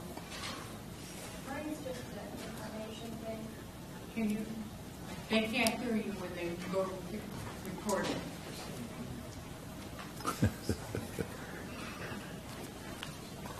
Yeah, Renee West-Delusk. I'm a member of the PAC. Can you, for the benefit of members of the public and me, give us the website as well as, you said you were going to give us a password or something? I'm happy. I think it's not really, I was hoping that there would be a TAC or a GA decision. This can be public at any time. It's based on, this is our submittal for this portion of the project. We have developed a framework for the DMS. It's not completed in the sense of it being populated, but it certainly is in my recommendation. It's a process where the public could look at it if you so choose to make that decision. I just wanted to confirm one thing. Your database does not contain Navy production well locations, correct? That's correct. That's absolutely correct. Now, it does contain overall basin pumping. Yes, but not specific Navy database. I'm not even worried about amounts. I'm worried about location, GPS coordinates of Navy production wells not being made available. No, it does not. Okay, perfect. Thank you.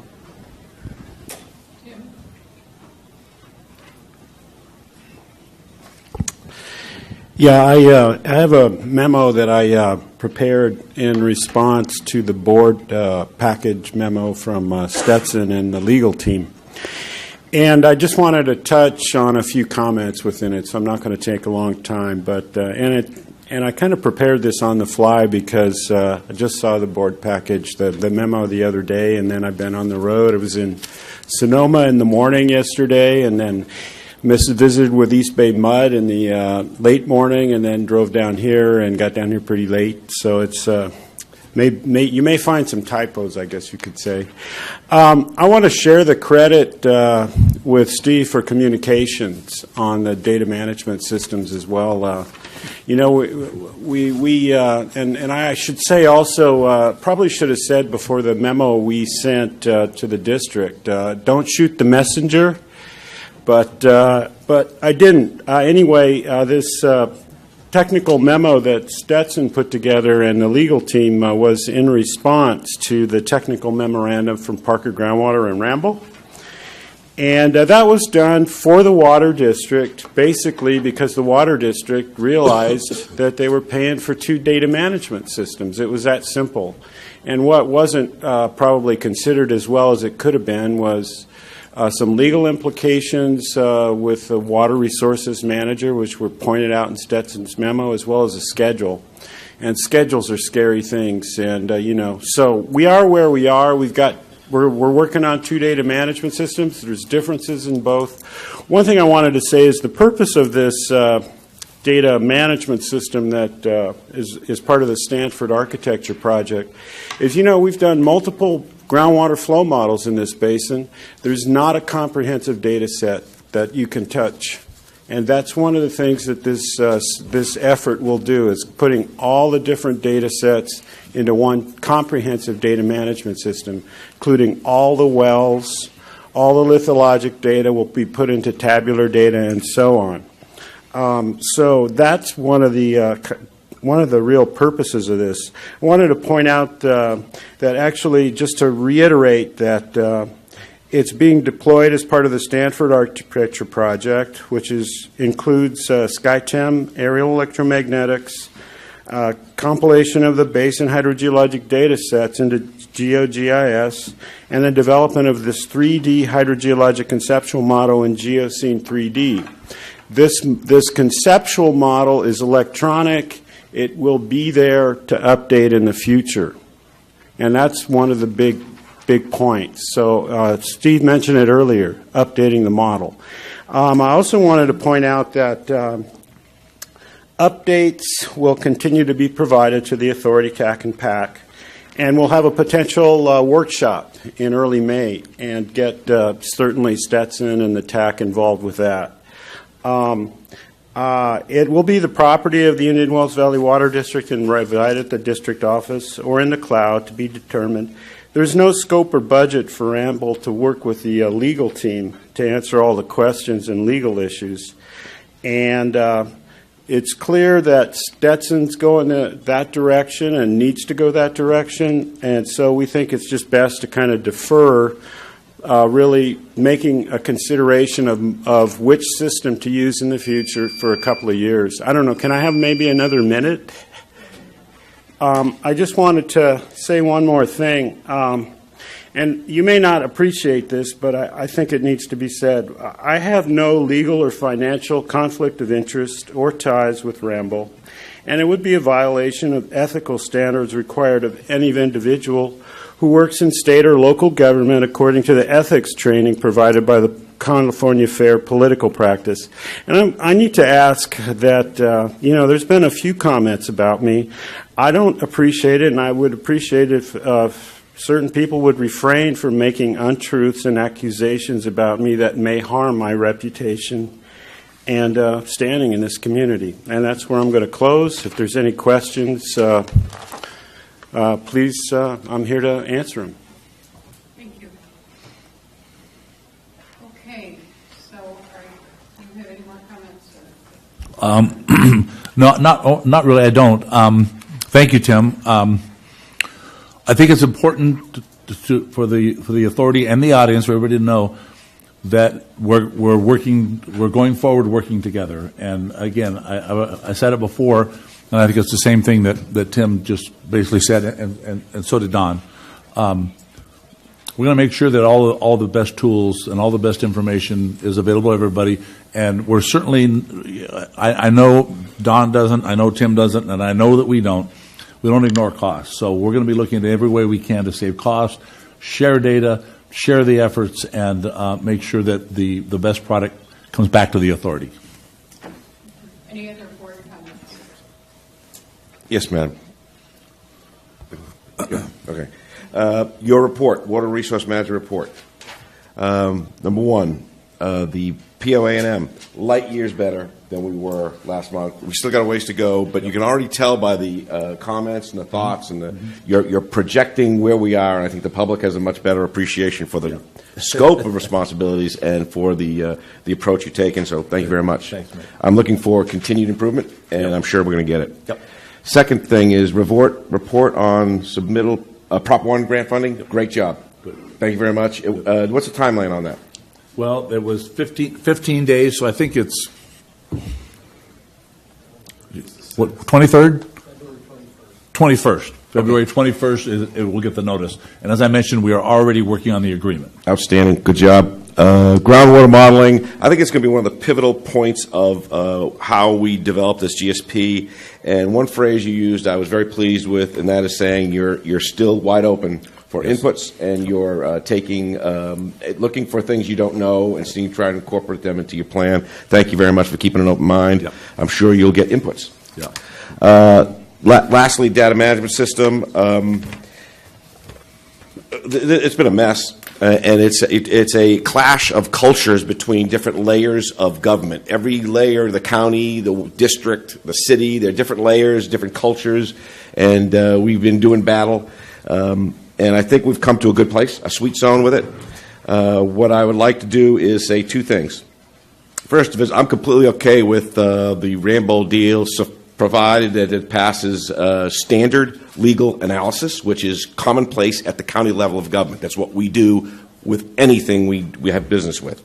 Second thing is it has to pass your level of appreciation, and it seems to me that both of those issues have been satisfied, so I'm looking forward to it. Yep.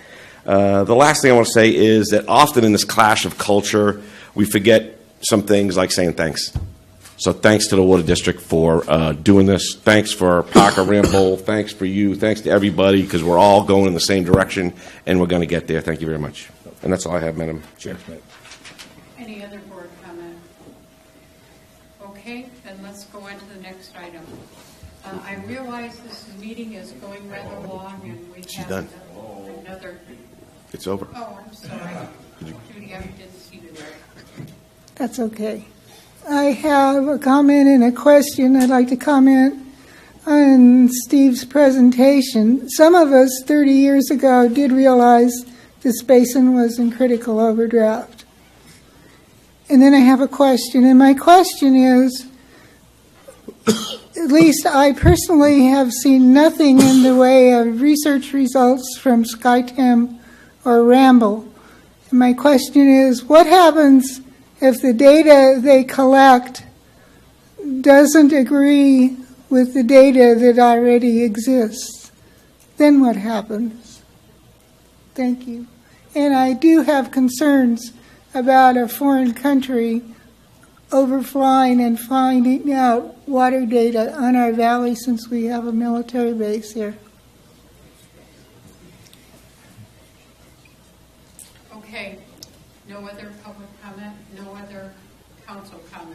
We will go on to the next item, budget review and approval. Ellen?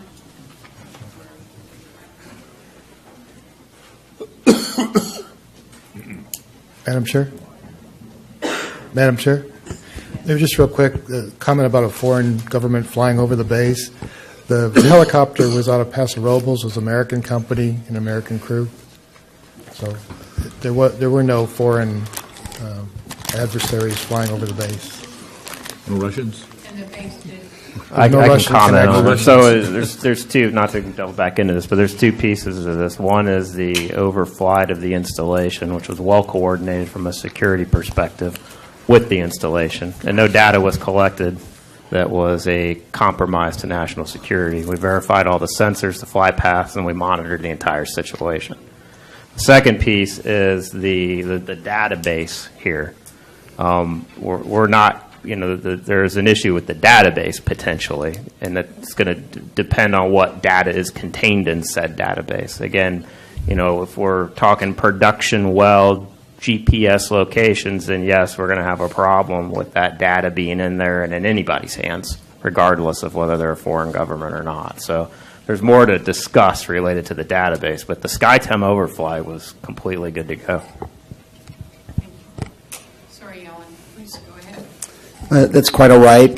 Just a note, I don't know anything about SkyTem, but my last name is Christensen, S-E-N. I absolutely vouch for the Danish. They would never do anything wrong.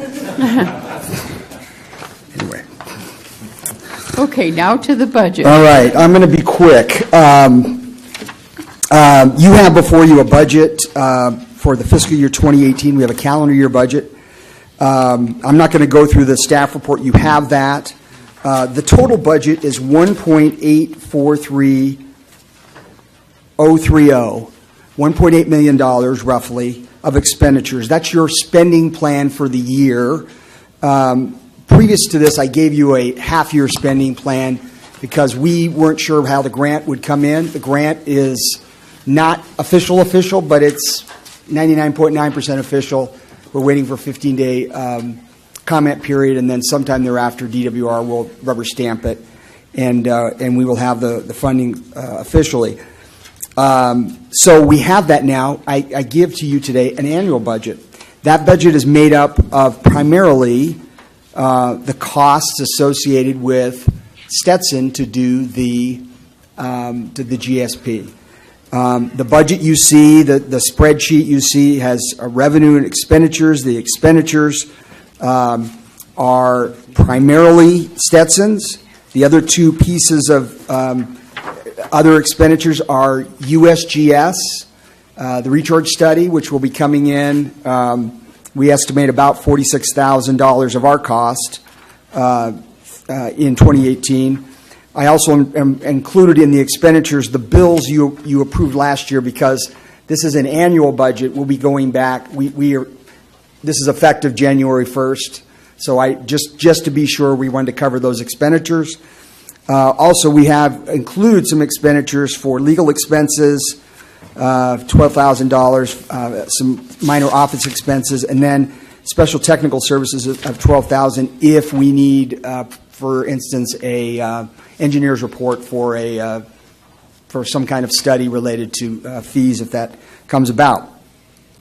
The amount in the budget.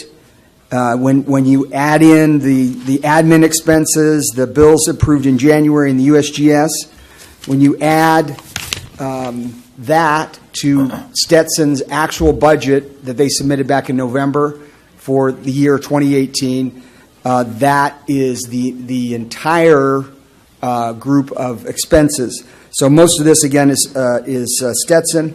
I will say that on the revenue side, you'll see that $250,000 is shown as a revenue. The reason why we show that is because we have not received a darn dime from DWR yet. We've been promised a couple of times the check is in the mail, but it hasn't occurred. We continue to monitor that virtually every other day. We're asking, okay, where's the process? So that has not been realized yet. We put the entire $500,000 that was committed by the Water District in the revenue number. total, and that is because we'll be using that to draw upon.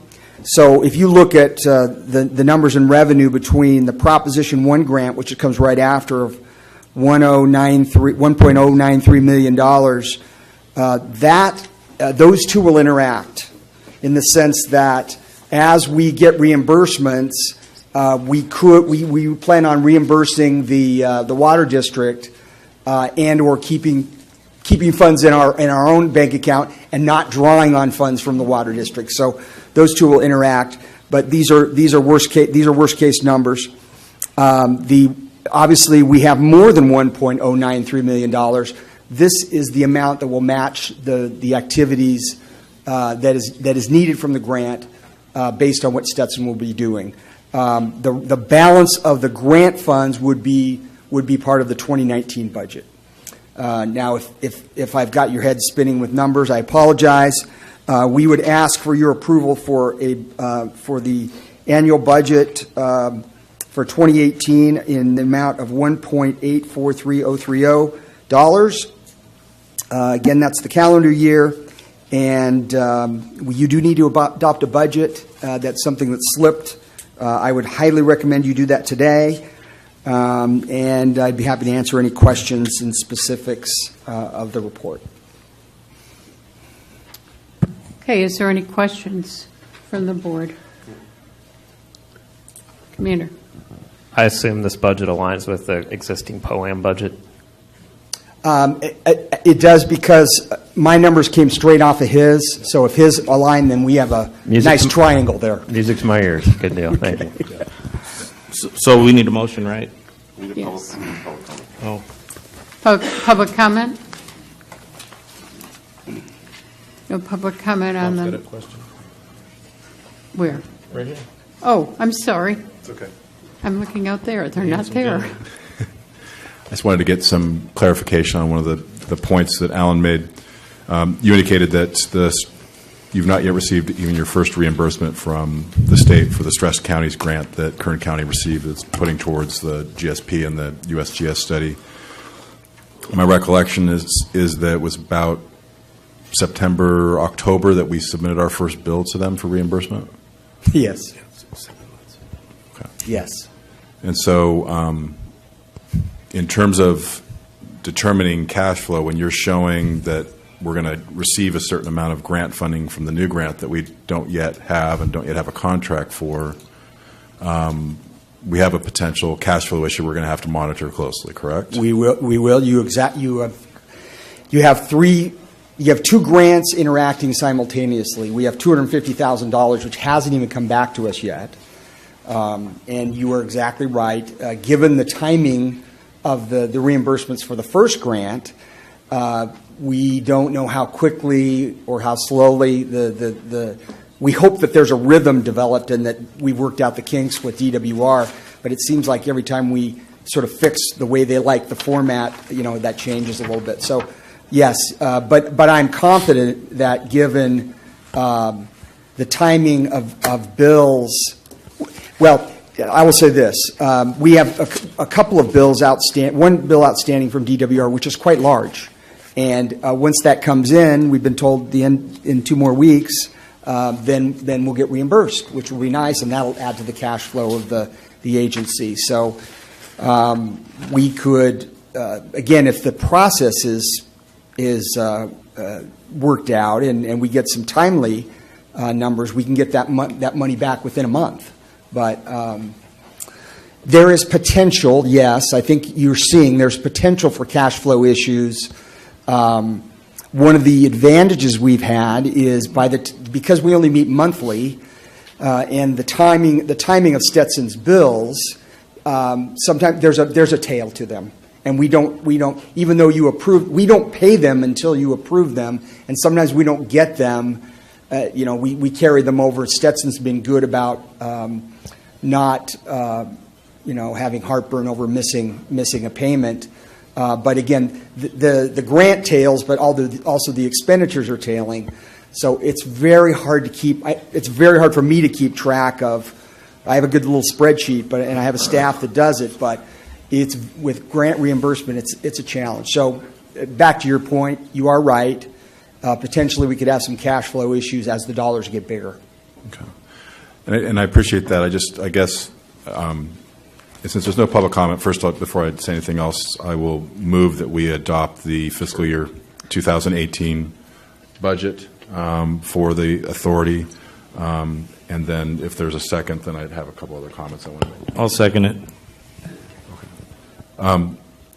I appreciate that Alan, that you're tracking that and watching that. I would like to request as part of the management of our budget and our operations, and this can go to the general manager as well, both acting and when city manager comes back. I'd like to see you guys stay on top of this, perhaps model it out beyond just this fiscal year through December 13th. Our next discussion item regarding developing a ongoing revenue stream, I think we need to have that analysis done to help identify that gap funding requirement that we have. Because even if we, assuming that we get the contract with the state done, and I appreciate that the water resource manager is already working on facilitating that process, but assuming that grant becomes finalized, we can rely upon receiving those reimbursements. We still have to make sure we're managing that cash flow. And I think we need to know not just what our expenses are going to be this year. As you mentioned, this is anticipate how much of this grant we're going to need in this calendar year based on the work plan that Stetson has. But we also have a poem that's going out to GSP adoption. So I'd like to see there be staff being diligent about monitoring the cash flow, but I'd also like to see some modeling into the 2020 fiscal year that kind of shows what our funding needs are, so that we can then better understand what kind of ongoing revenue we might need to fill that gap that the grant's not going to address. That was going to be my request too, because I'm concerned that it's great to have that $2.4 million, but that is not designed to operate. It's designed for what you had given us and projects we're doing. It's not money that is, say, oh, let's pay back, let's do. It is what must be done and only for that. So my concern is that how do we continue on next year? How do we continue on? So because I heard when somebody came up to me after the release came out about the grant money, oh, thank goodness we don't have to pay anymore. I'm thinking we are definitely going to have to pay more, because that's what the process is. It isn't just getting through. And I'm hoping we can do that. I don't know if you have a better crystal ball than anybody else, but at least you certainly have an idea of, and I hope that staff will be able to give you the idea of where we're going to go, because is it going to be $2 or $2 billion? That's a good question we need to have answered. I can respond. It really is a cash flow issue. The grant that was announced will cover virtually all of the expenditures associated, because there's a match. There was a match, but that match is all in kind. It's not cash going out the door. So we can get reimbursed for virtually everything Stetson does, and even other things related to the GSP. But it's the timing of being able to pay those contractors, either Stetson or someone else, of being able to pay those bills and then get the money back. So I have every confidence we'll have enough resources to pay for the GSP. The question is having cash in the bank to pay the bills up front is the challenge. So I have, but you're right. We do need to model out some things, and we will do that. It's a good suggestion. I'm also going to provide you every month a expended to date on this sheet. You'll also get in fact, I'll send to the board. I'll probably put it out online. A balance in the checking account, so to speak. So you have that, so you see how it may confuse you, but right. Right now, we have just a few things change because we just got a check from the water district reimbursing for some costs. So I don't know exactly what it is right now, but at one point we went down to $1,000 of cash in the bank, and we stopped there, and then we got $100,000 from as the initial payment from the water district advance, and so you can see how that's an indicator of how cash flow poor we are, and that's not how normally public agencies work. Those of you that are in public agencies, usually you have reliable resources, and this is different.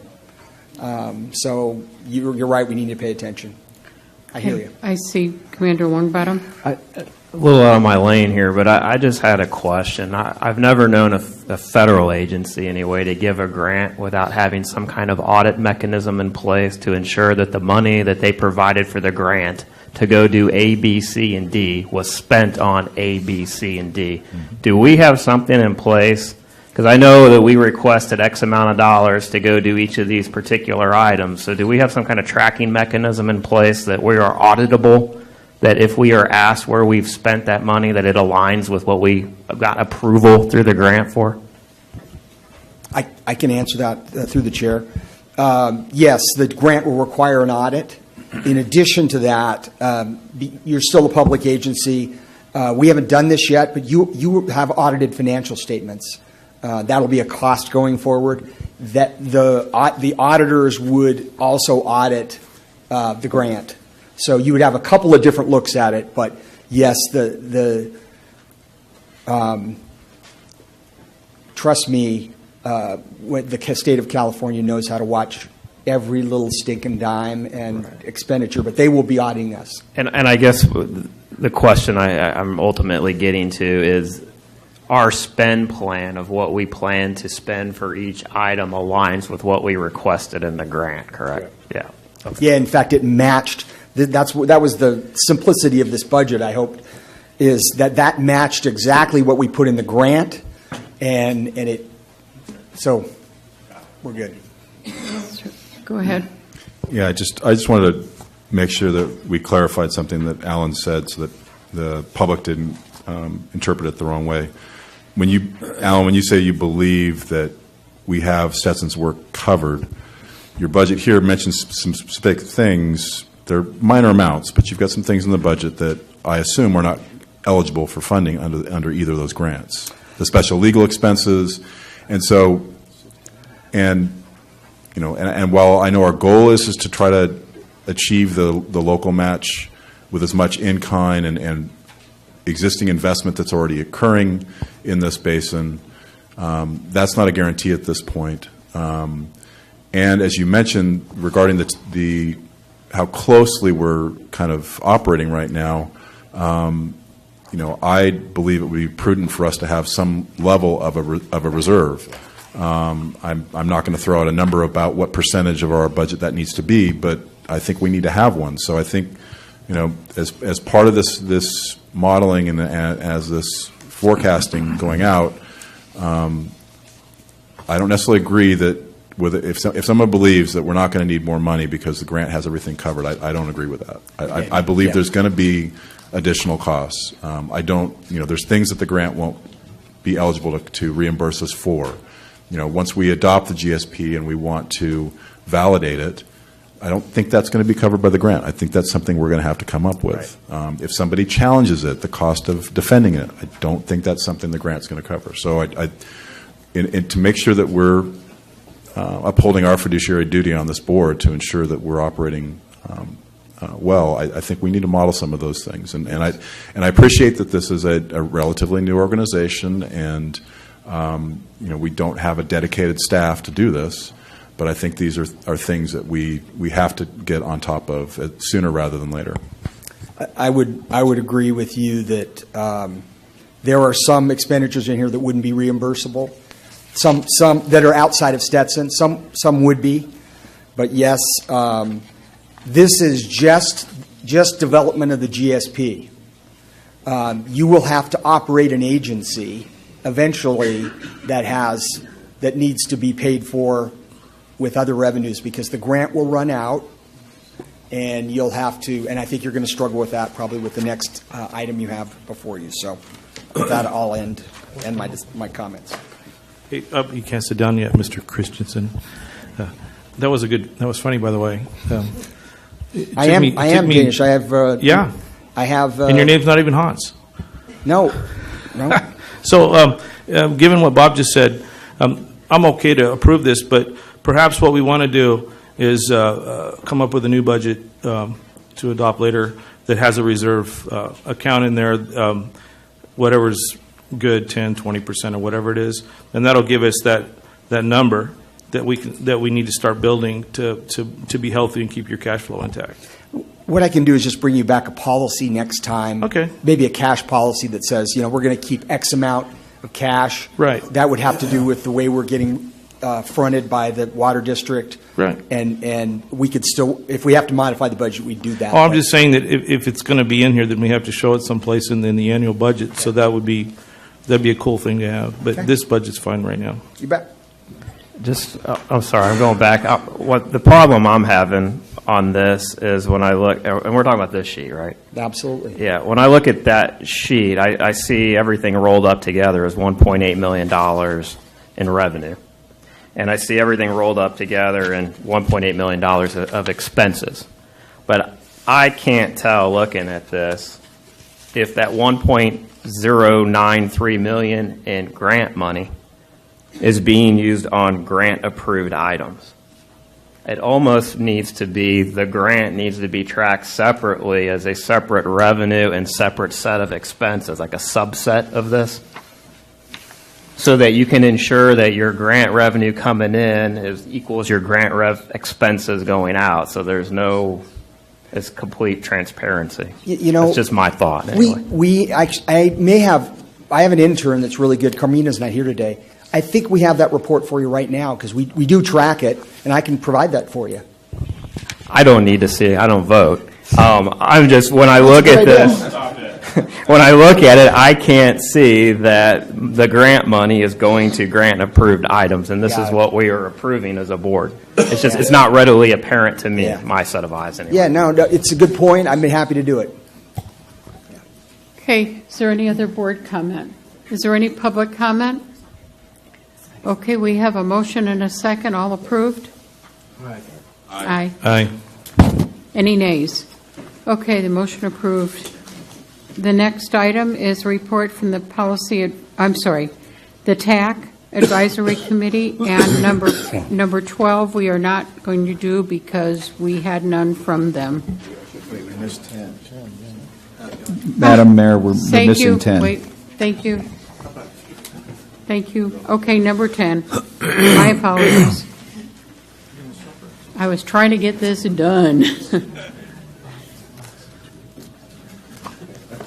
Good afternoon, Madam Chair and members of the board. For the record, my name is Jim Worth, and I'm one of the attorneys for the Groundwater Authority as well as the legal counsel for the Water District. I'm here to address the staff proposal where we are on a potential revenue stream.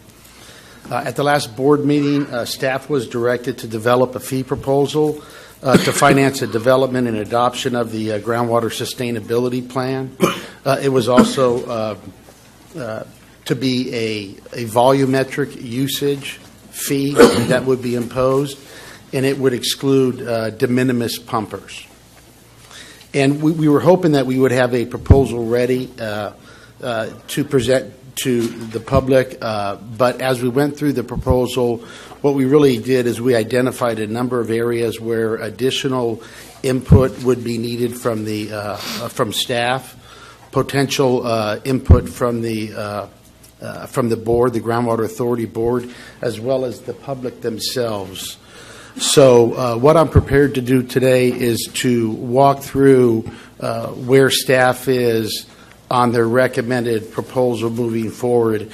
And so there's no misunderstanding. We're not looking for ultimate board approval to impose a a pump tax pursuant to what I will discuss, Water Code Section 10730, but rather to, if you like where we're going, to agree to it in concept and to provide whatever comments you may have based on the presentation today, and to direct staff to move forward to fill in these blanks that I'm about to discuss. So I'll just go through some of the areas, the elements that we've identified where additional work may or input may be needed. The first thing is staff is recommending that the board impose a groundwater pumping fee pursuant to Water Code Section 10730. Water Code Section 10730 is contained within SIGMA.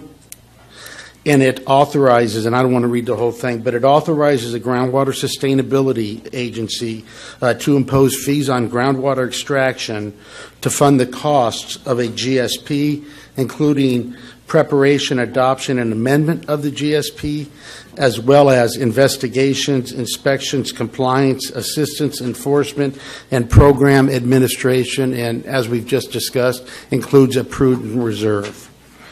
So that's the mechanism that we're recommending at this time.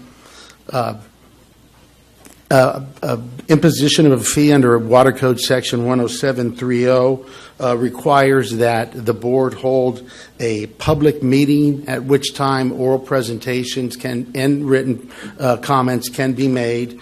The authority would be required to provide notice, publish it in a newspaper pursuant to Government Code 6066, which is 2 consecutive weeks in a paper with a general explanation of the matter to be discussed and the data required at the hearing. Any data that's been relied upon to create the fee needs to be made available to the public or available to the public at least 20 days before the meeting would be held by the authority board. And what I've just talked about, those are the statutory requirements in Section 10730 to impose the fee.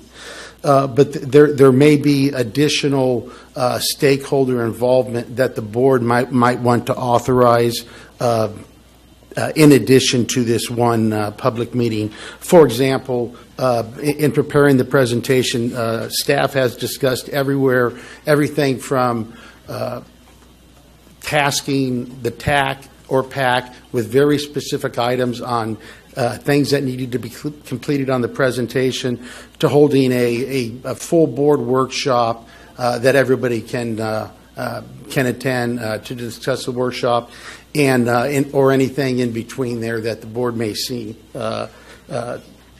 may want. So we'd be looking for some type of input from the board on what, if any, additional stakeholder involvement we would utilize in addition to the one hearing that's required in the code.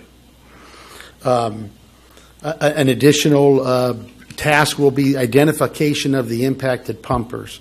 As I've indicated, the pumpers that would be imposed the fees would be non-de minimis pumpers, and I believe that they could easily be identified using county or other public information that is available, and I believe that Stetson Engineers is more than capable of assisting us in that regard. Before the commander steps up, when I say non-de minimis pumpers, we are excluding the Navy as well as the Bureau of Land Management from the imposition of the fee as federal extractors. We don't have the authority to do that.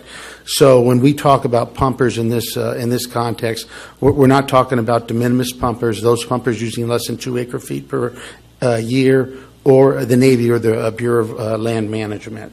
So we would have to identify those. We're still working on the funding, the number that we would need to collect for the fee itself.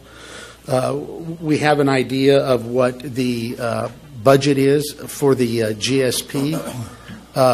We have a tentative award of a grant. And then there have been significant in-kind services provided from the Navy as well as the Kern County Water Agency and others, but primarily they relate to the Navy's contribution with respect to the groundwater model, as well as, I believe, the Kern County Water Agency's efforts in helping to monitor the wells within the valley. But even if you take the in-kind contributions as well as a full grant award of $1.5 million, there still is a shortage of funds that's still needed to get to that number. And in addition to the shortage, there's also the funding cash flow issue that hopefully this the pump fee could help to address. And so in addition to the actual numbers that are needed to fund the budget, there's other considerations as to what to include within the number needed. For example, general administration of the Groundwater Authority. The imposition of a fee itself is going to have costs that have not been calculated yet. One of them would be Stetson identifying the impacted pumpers. I don't think that's going to be a big number, but it's one thing. As well as measurement of the wells and billing and collecting that. That's all going to have costs. The prudent operating reserve determination, what is a good operating reserve.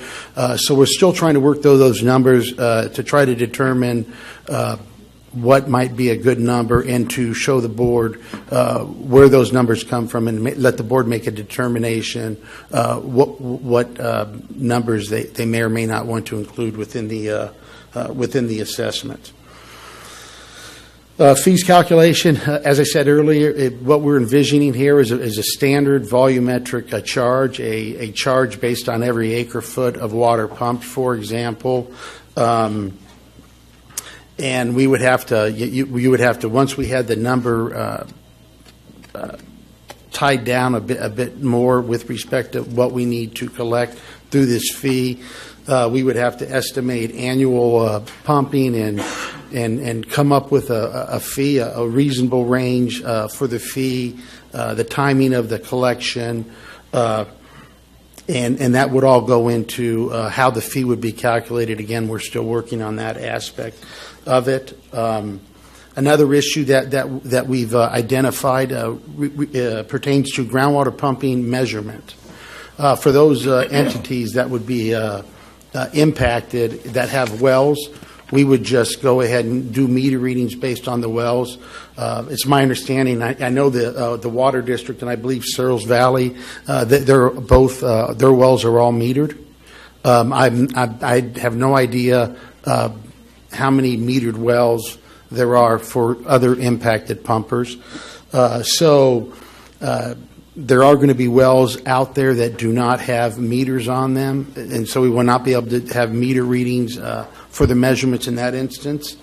Although we have the authority to impose a fee pursuant to 10730, we don't yet have the authority to require pumpers to install meters on their wells. So that's something that we're going to have to deal with. So for those wells that don't have meters, we're going to need to determine a way to measure those extractions. The most obvious way is to go ahead and ask them. Just go ahead and put a well on there.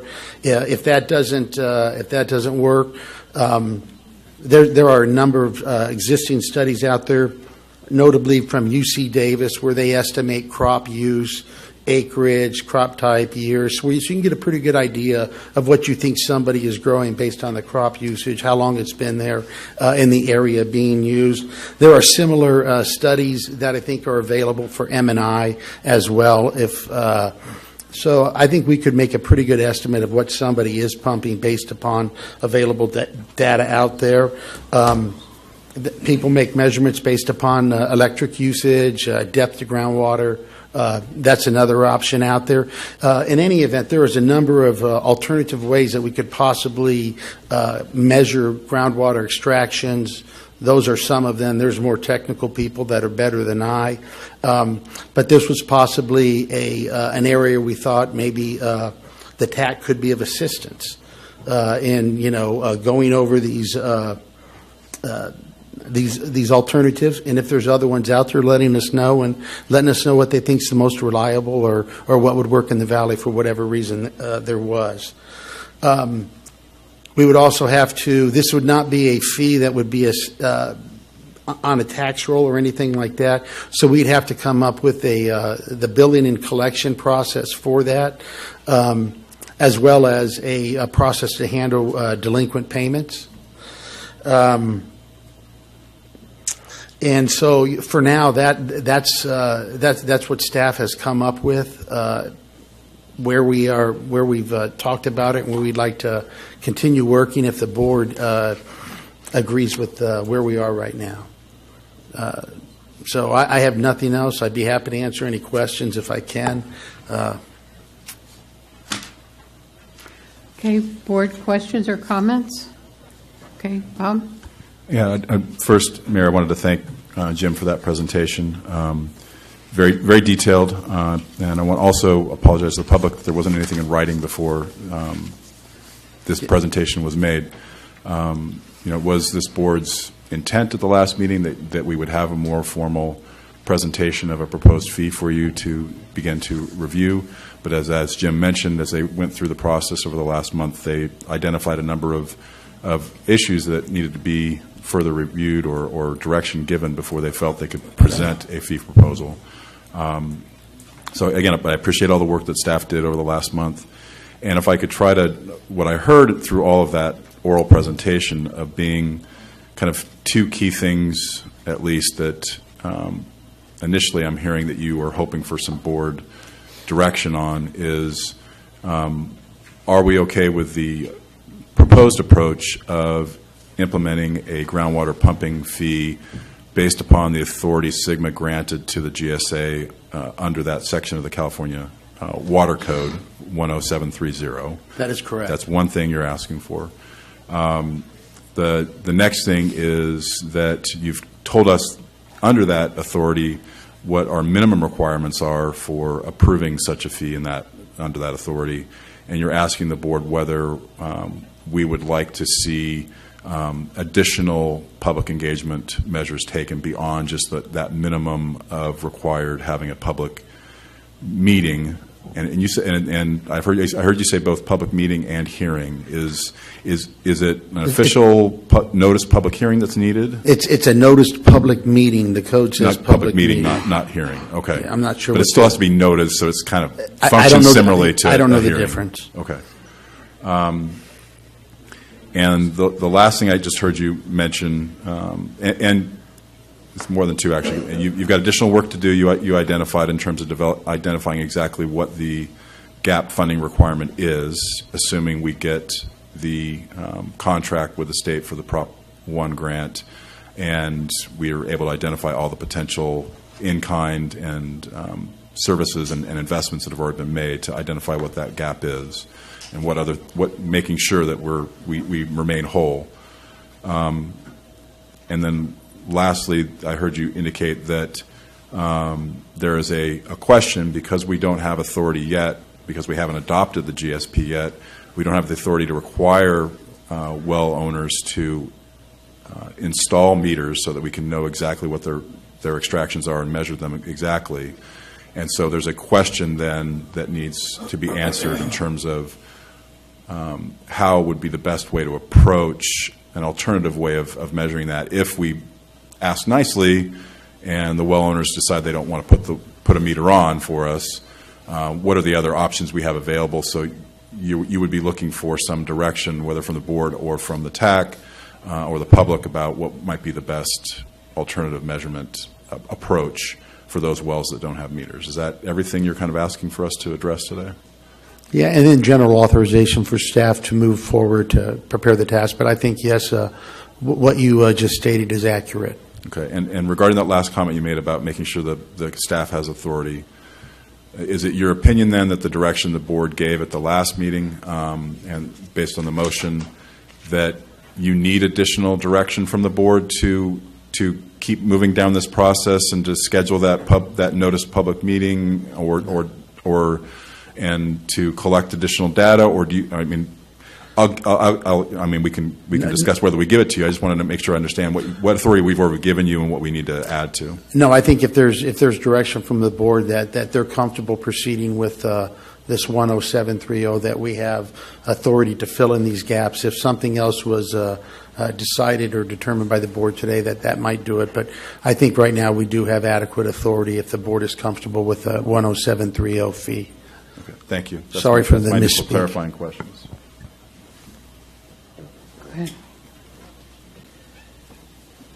Thanks. Thanks, Mr. Worth. Very good presentation. Let me see if I can understand it and repeat it so I can understand it. What you're asking for is authority to move forward in developing the method for assessing a temporary fee, which would expire in 2020? The fee would, based upon the amount that was needed, and then the amount of say it was a $25 fee, and that's not a number for anybody to quote me on, but then if you looked at estimated annual extractions, multiplied it by 25, you'd come up with a number, and then you would just extrapolate that out until the fee got to the number that we were looking to acquire. So this $25 fee. Only kidding. It is now. Only kidding. Okay. So all users, it'll be volume-based. All water users in the valley except non-de minimis and federal users are subject to this fee. Yes. You can't use the word non. You can't use the word non.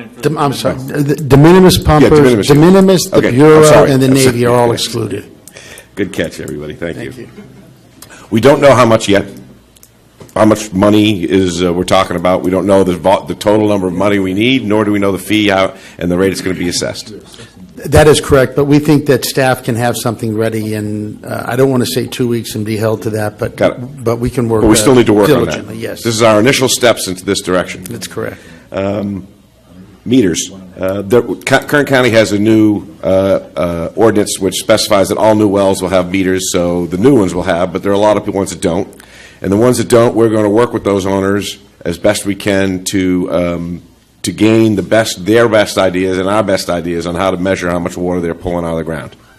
Yeah, if that's the direction, yes, sir. Outreach.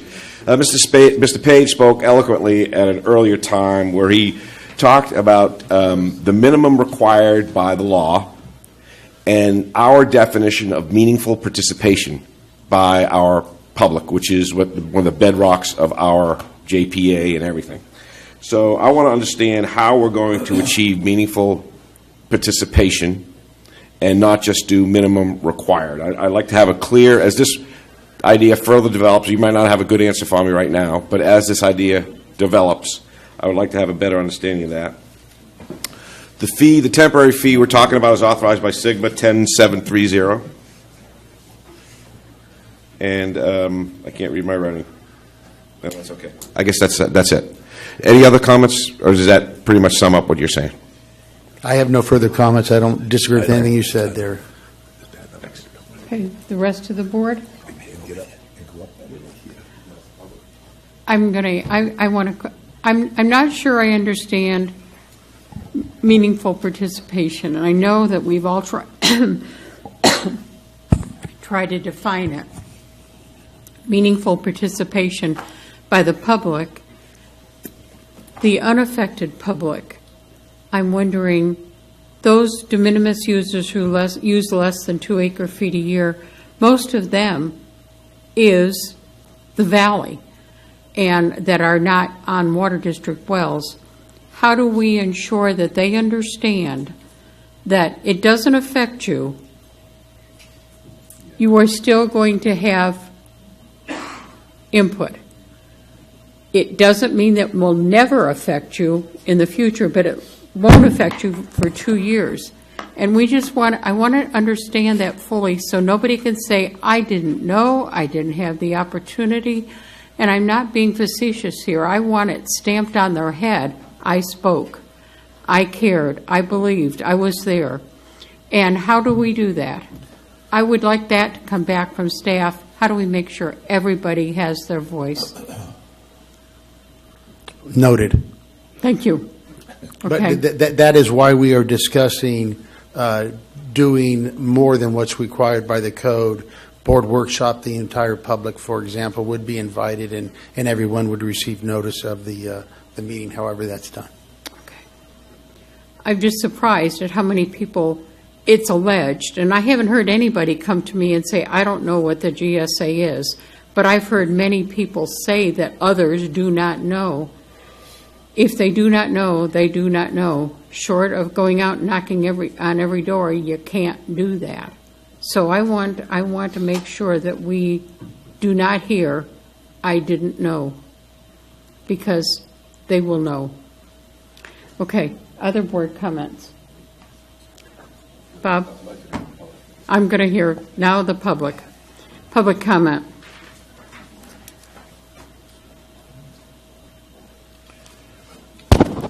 Stan Rotora.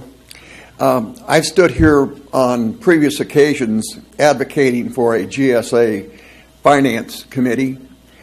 I think if you were listening to the cash flow discussion that we had just a few minutes before Mr. Worth stood up, and then if you listen to Mr. Worth's discussion, I think in my mind it's apparent we really needed a Finance Committee a year ago. If we got started today to have a Finance Committee, it would take 2, 3, or 4 months to get it formulated, working, and actually productive. So my feeling is the sooner we get it started, the better. Mr. Worth discussed one funding stream and one funding stream only, and I think that's a mistake. The discussion regarding the de minimis users, I think one of the things, my understanding is de minimis user is a single family residential house using one well and less than 2 acre feet a year. There are many co-op type wells with 2, 3, or 4 families using them, and I think the job of trying to determine who all of those wells belong to is a bigger job than one might think, and I think it's not going to be easy, and I don't think it can be done for no cost. However, other thing I'd like to talk to you real quickly is additional funding streams. The county gets money from the agricultural business that is using most of the water in this valley every year, year after year. The county gets agricultural tax money, and we need to investigate exactly how much money the county is getting. The county encouraged the farmers to come in and farm and pump. They issued the agricultural well permits. They have an obligation to support this, and that won't come through a pumping fee. Later on, during the implementation, my feeling is that the Navy also has a responsibility to help, and the Navy does have a encroachment funding line item that's part of an OPNAV instruction, which I haven't memorized. And we need to get that included in here too somewhere. Don't know exactly how it fits. But at one point in time, the Navy did send, I believe it was 2 different memos to the county a year or 2 ago saying that the use of water in our valley was encroaching on the Navy mission, which in my mind means that their encroachment program ought to be applicable to funding some of this. Don't know exactly how. Obviously, you got to get into the details. You need to have a committee doing that. So I would once again encourage you to set up a finance committee, get it going, get it active, have them work on it, and have them work on it in front of the public. Thank you. Thank you, Stan.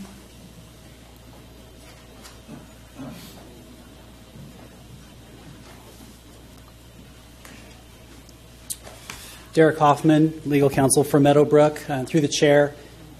The imposition of any pumping fee is going to be a significant and complex process, as has been described today. And if I recall correctly, the board directed staff to come back with a proposal. And for that reason, I think it's premature today for the board to approve anything because you haven't received any type of proposal per se. And to my second point is, I agree with Mr. Worth that significant public outreach is going to be important here. As I said, I think 6 or 7 months ago, and I would make that same statement again today. Substantial, robust outreach to stakeholders and particularly to the pumpers is going to be important on this issue. Thank you. Thank you.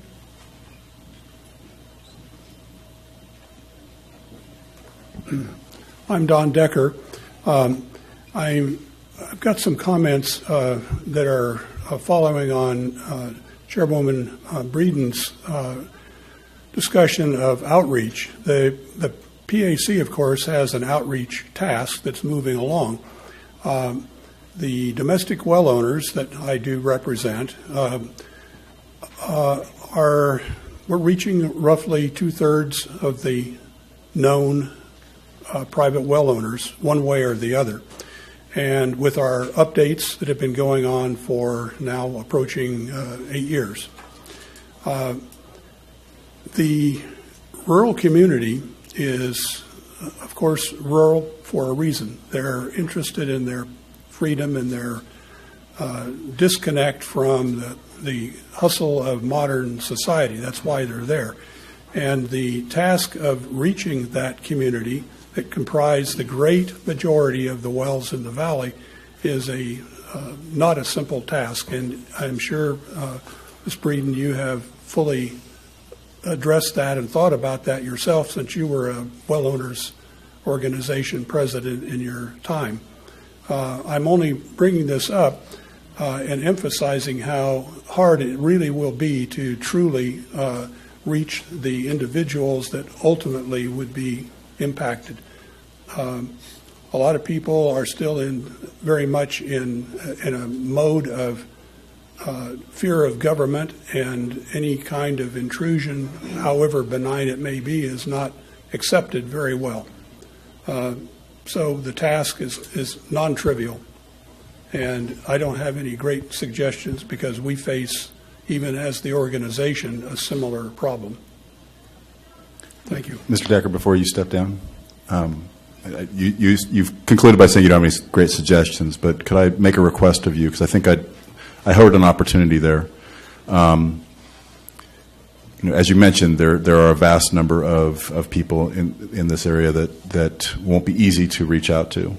You also mentioned that you've got an organization that I know that you're heavily involved in with domestic well owners. Would you be willing to commit to helping us communicate the opportunity for people to review this fee proposal and to provide input on it? Well, that will be included in an update. The answer is yes. We are we're taking a position in our updates that are, I think, as fairly as possible, representing what the GA is trying to do.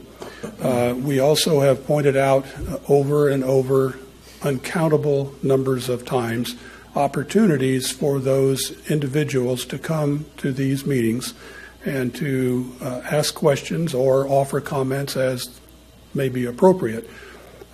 So it's an ongoing effort. And yes, we will absolutely communicate in a series probably of monthly updates, in our monthly update, what is happening in regards to the fee structure. Thank you. I appreciate that. However, it still is not the same as actually shaking someone's hand and seeing them face to face, if you will. Do you really understand what's happening? And that's a whole different territory. You can't force people to read or understand, as we all fully appreciate. So, yeah, and I appreciate that, and I appreciate your agreement to help us try to encourage those people to show up in person so that it is more meaningful. They understand it more meaningfully. I appreciate every that. last update has that plea as the final few sentences. Thank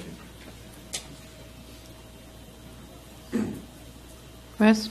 Yeah, West Katzenstein, a member of the PAC and a member of the Domestic Well Owners Association. I'm speaking mainly for myself here.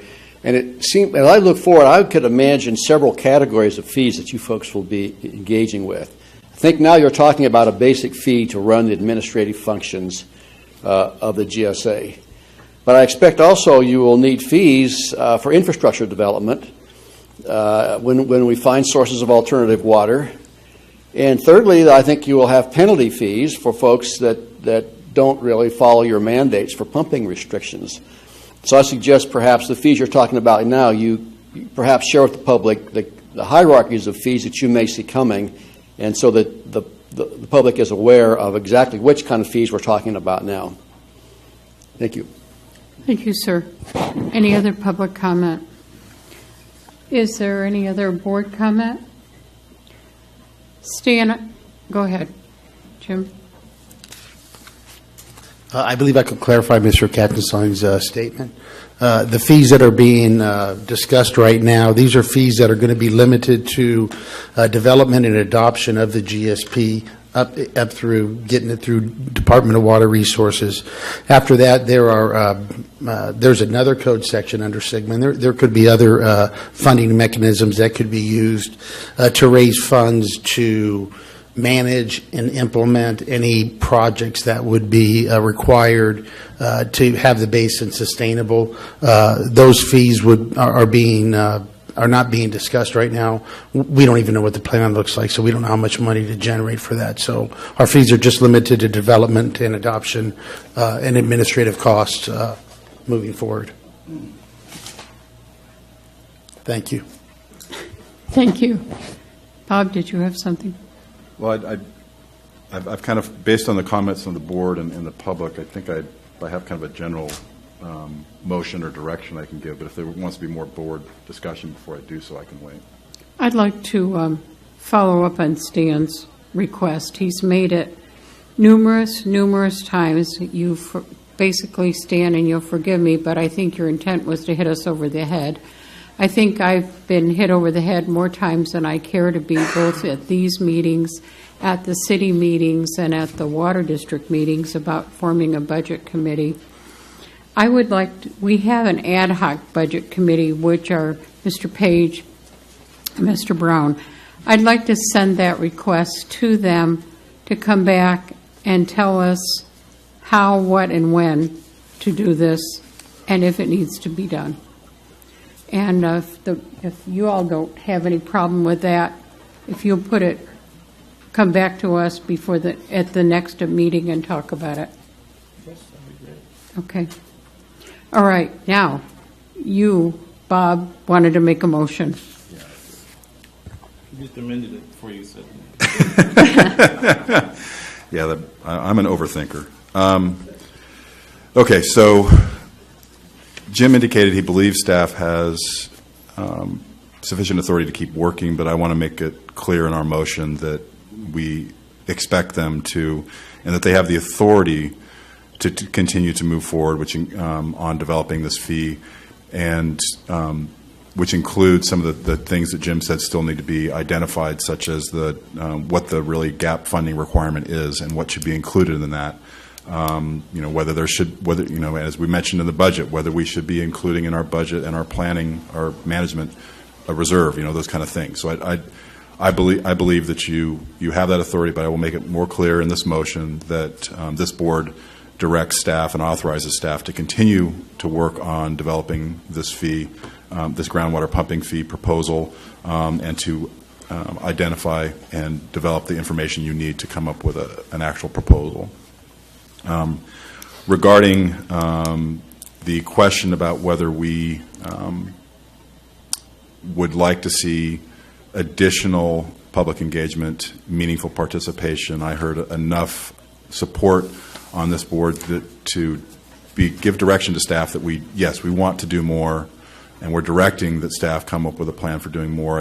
I don't know that I can lay out for you exactly everything that you should do, but given one of the other items that you identified that needed to be addressed that potentially could receive valuable input from the Technical Advisory Committee, at a minimum, I would like to include in this motion, one, yes, the board directs that we want to do more than the minimum in terms of public engagement, and number two, that we would like to task the TAC with providing reviewing and providing feedback or recommendation regarding the specific question about if for those wells that would be impacted by this proposed fee that don't have measuring devices on them currently, we'd like the TAC to review and provide a recommendation about what would be the best method, alternative method of determining how much those wells are extracting, so that staff then can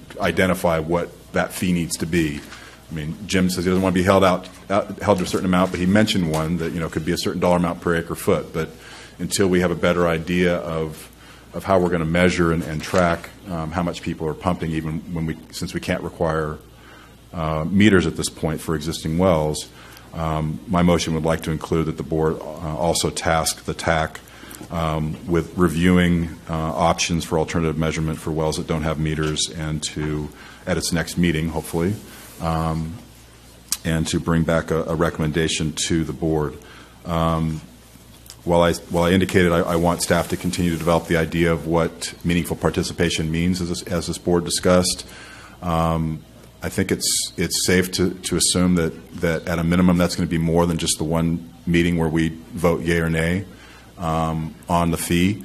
And so I did like the idea of a workshop and developing that idea. So I'd like to include in my motion finally that the board direct staff to, as part of developing a public engagement plan that goes beyond just the minimum, that include the putting together of a workshop that include not just the board but also the PAC and the TAC with us around the table, something similar to what we did in the workshop at the hotel, where we've got a larger table, and not going to give you a date that has to happen, because I think there's some additional work you need to do. Whether it's 2 weeks or 4 weeks it takes the staff to develop the additional information.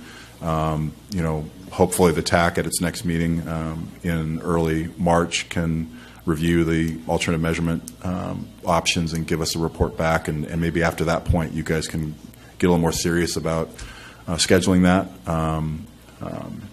So those are, just to restate, one is that, and I don't know if so when I restate, let me clarify one point.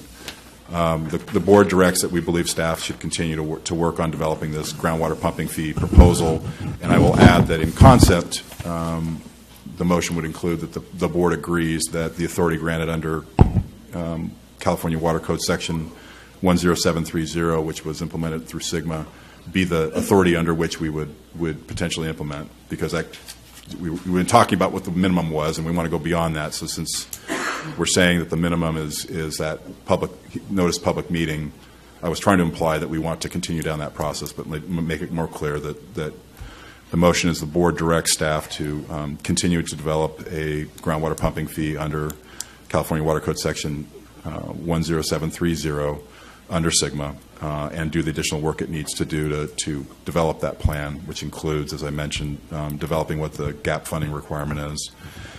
Second, that the board tasks the TAC with reviewing the options for alternative measurement of extractions at wells that don't currently have measuring devices, meters, and at their March meeting, and that they, at the conclusion of that review, provide a recommendation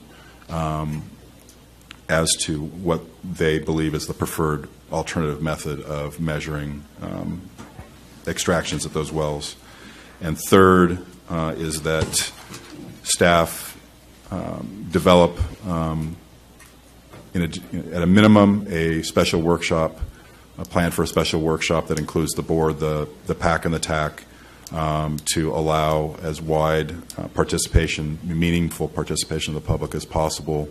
But we would be open to additional suggestions as you continue to work through this as well. But as a minimum, I'd like to direct staff to start working on planning for how that workshop would work, and then not setting a date until after you have some additional information and the recommendation from the TAC. That is the longest motion I've ever heard. I know. Most explicit and well done. Well, to be honest, given that there wasn't complete clarity on what our motion last month meant, I probably overdid it. No, sir, you did not. You did fine. Is there a second on that motion? Second. Is there any other discussion on the motion? Oh, wait, I think you should restate his motion. Oh, Lord, no. Have you got it down, Lord? It was said a Okay. couple times, so hopefully one of those you can, on the tape, you can figure it out. Okay, so we have a motion and second. All in favor? Aye. Any opposed? All right. Now, we will go to the TAC. I need a B12 shot. Thank you, Madam Chairwoman.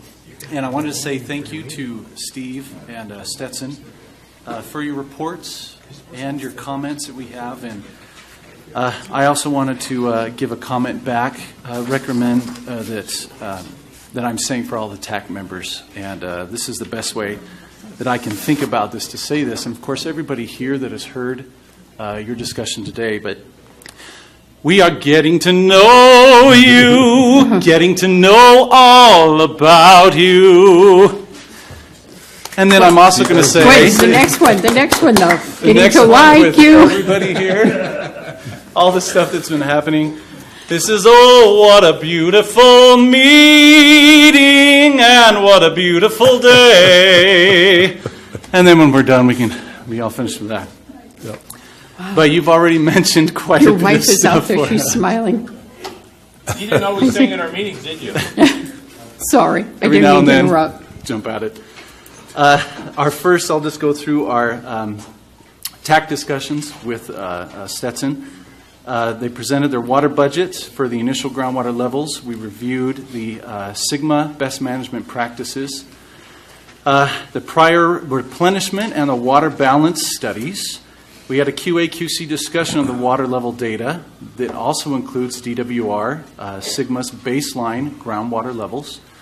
Stetson did request additional TAC input by February 22nd for the next TAC meeting.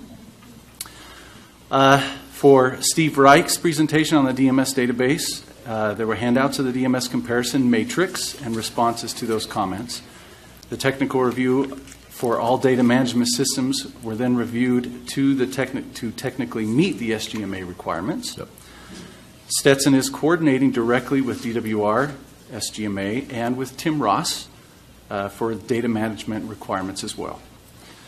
And by phone, the POAM, POAM, and the TAC-PAS discussion, these were revised. Dated February 1st, they were presented and scheduled for our future topics. And of course, they are alive in essence and can be changed and switched as needed. There is a link to the PAS, which was reviewed. And POAM will be updated and presented, of course, today and as needed each time. The next discussion, this was the GeoGIS presentation that was given to us by Don Zadiba, Tim Parker, and Max Halkier. I think I said that correctly. There was a lengthy discussion on the GeoGIS and the potential cost savings to the authority. The state, Denmark, and 3 chosen basins, which included IWVWD. They have invested for this DMS system, and the additional funds will be used for hydrogeologic modeling. WRM reported they intend to make a good recommendation to the authority, and they have done that to us today. And with the recommendation for package 1 week ahead. I hope that makes sense. TAC discussion expressing our support for using and or integrating the GeoGIS features into the WRM data management work. There were lots of comments about all of this good information can be put together and used for all of our needs for our basin. And it was a good discussion on that. Future agenda items, item number 7, March and April were shown and set up, and Stetson did give their indications on what will meet the POAM and the PAS. Of course, it's open for changes or reviews, and anything that we've received today that will be added, you will add that for us. Let's see. The recycled water has also been added to the March TAC topics, and then, of course, that will be changed if needed. Committee member announcements or comments. Earl Wilson commented the data must be validated, and Tim Parker announced that the upcoming Groundwater Symposium and GSA Summit in Sacramento is coming. That is it. Thank you, sir. Since there is no action required on us, so we'll accept and file your report. Okay, the next item is a report from the PAC.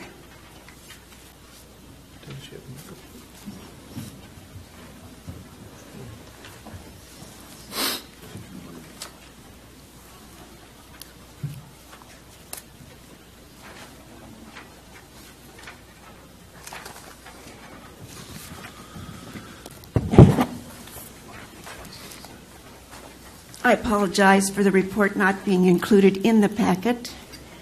I was not in attendance at the February 1st meeting, so I had to review a lot of notes and items to put together a short, brief report about the February 1st PAC meeting. The DWR has created a stakeholder C&E communication and engagement guidance document that gives guidance for the GSA outreach plan. This document is only one aspect of a concerted effort on the part of DWR to ensure that each GSA makes the extra effort to engage all water users and stakeholders. Public outreach is a continuing effort and is not an easy or an inexpensive task. The PAC is using a plan outline from the guidance document as a template for our PAC meeting discussions. The goal of the PAC is to customize and adapt the standard template to fit the needs of the IWV. The customized objectives will be delivered to the IWV GA to be used to generate a formal document. The discussion will continue at the March 1st, 2018 PAC meeting. There are 2 items in the plan, as we've discussed so far, for which the PAC will need the assistance from the Water Resources Manager and the IWV GA Board and staff. The first is the assignment of a staff member to fill in Item 1A of the outline, description and background of the GSA and subsequent GSP, and 1AI, explanation of your GSA's decision-making process. The PAC has been told that someone from the staff can address these items from the JPA and the bylaws. The second item is item 6BI, website launch, for development of a website to be used as a tool for engagement opportunities for stakeholders and members of the public throughout the GSP process. And the PAC, I believe, in my past reports, the PAC has recommended that development of the website should be a process undertaken by the GSA group. I am going to pursue at the Cooperative Groundwater Management meeting whether or not that group would be willing to make use of the IWVgroundwater.org website that was set up for that group. Or at least that could be a link or perhaps a startup when the determination is made as to how the website is actually going to be developed. Since I was not at the meeting, I'd like to thank all those who helped to keep the process going while I was gone, and especially Lorelei Oviat, who came and helped facilitate the discussions, and Steve Goddard, the vice chair, who conducted the meeting. And all those who attended, all the PAC members, and all the members of the public who came and gave their input to the development of the plan. I appreciate all the help. Thank you. Thank you. Is there any questions of the PAC chair? You do? Okay. Go ahead, Bob. Yeah, she mentioned desire for work on the website, and I just wanted to ask a question because I did a search earlier today for Indian Wells Valley Groundwater Authority on the web and got a hit for www.iwvga.org. which appears to be a very nicely designed site that has access to the PAC meeting agendas, as well, and the TAC meeting agendas and documentation, to the board agendas and resolutions we've adopted by linking through Kern County's website. So I wasn't sure whether that's something that Kern County staff took the initiative to design that for us.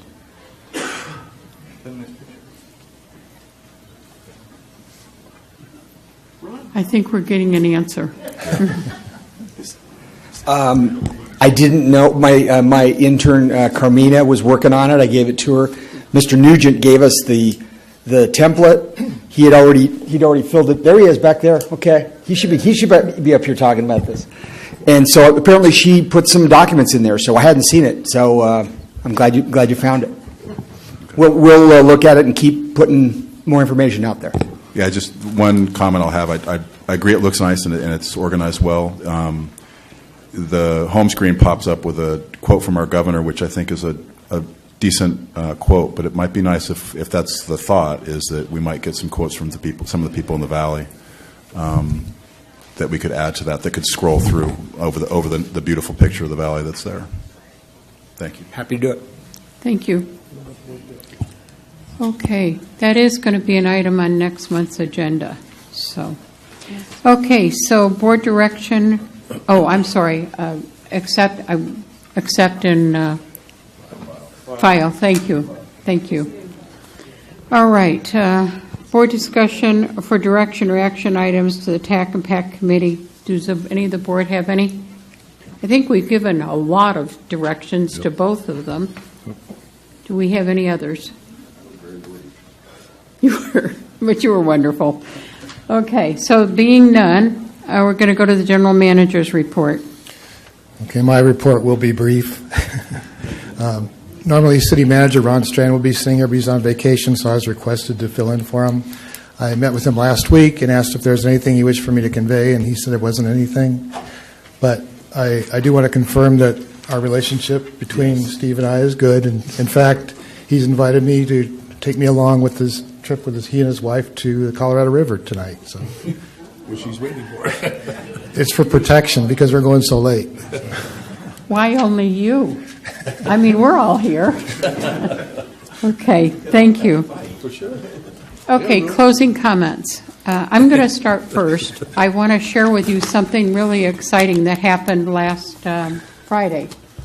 Supervisor Gleason, Ron Strand, and myself met with the Admiral, met with Captain Dale, met with J.J. Johnson. We met with Commander Longbottom, their staff, and the issue we wanted to... Oh, I'm sorry, I forgot. Channel Lake Alliance, I'm sorry, I almost forgot you. Thank you. They were there, and when we walked in the door, the first thing the Admiral said, so are we running out of water? They are very, very, very, I can't express to you how concerned they are about how the ability to grow in this valley is being affected by their mission, or how their mission is being affected by growing in this valley. And so we want to know where we are with water, and after a very long discussion of the ability to grow and water, we told them some of the actions that have been taking place over the past year and a half, and Supervisor Gleason started to do that, and the Admiral says, I already know what you're doing. I got it down. I want to see what we can do to help. And so one of the suggestions I had, and you've heard me talk about it here, but I'm going to say it again and explain it, I hope, a little bit more fully. There are reports from the Department of Water Resources and the USGS and saying that there is 2 million acre-feet in storage in the valley. 2 million acre-feet of water when we're using 25,000 acre-feet of water means we have a lot of water in storage. I want us, and I asked staff if they could begin to prepare a time when we can take information to the Department of Water Resources and say, we are not a cookie-cutter basin.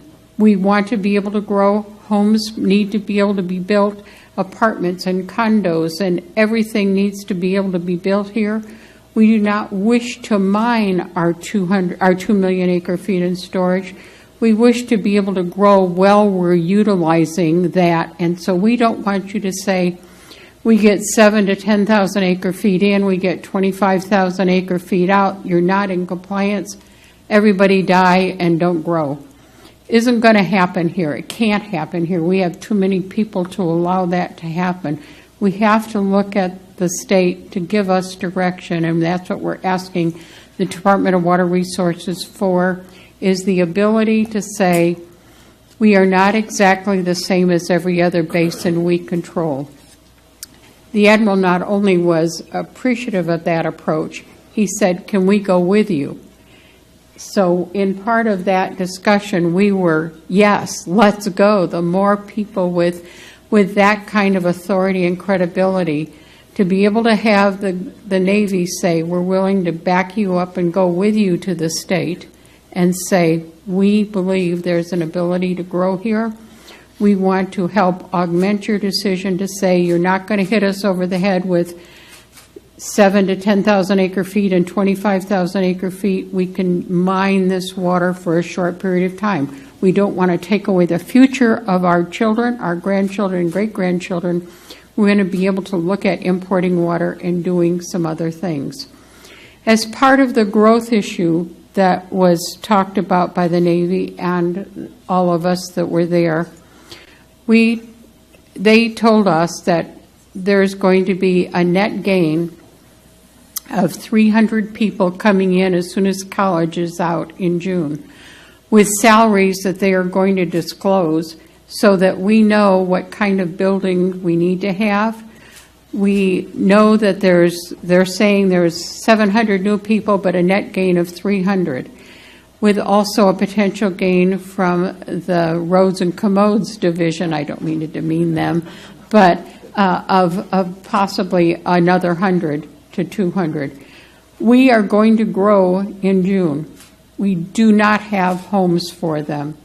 We do not have apartments. We do not have rentals for them. I was given a challenge by Dave, who said, you got 3 months, city, get 300 apartments and homes up. I'm being facetious. He wasn't quite that explicit, but almost.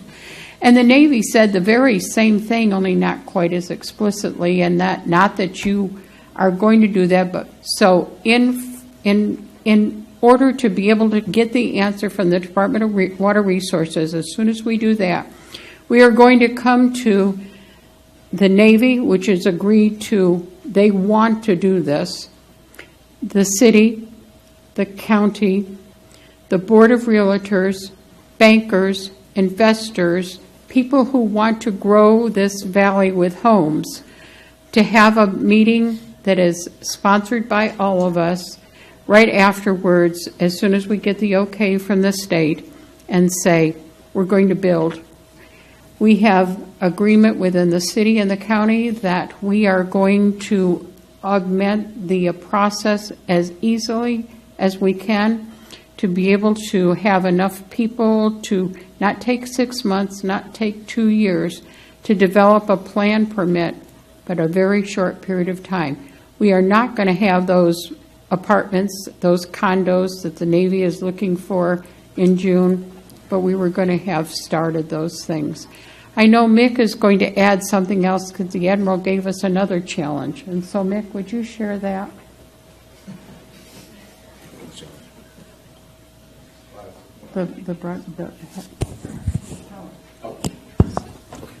Sorry. Yes. I found it was a wonderful meeting. I found the Admiral to be extremely knowledgeable. He was very confident of what we're doing.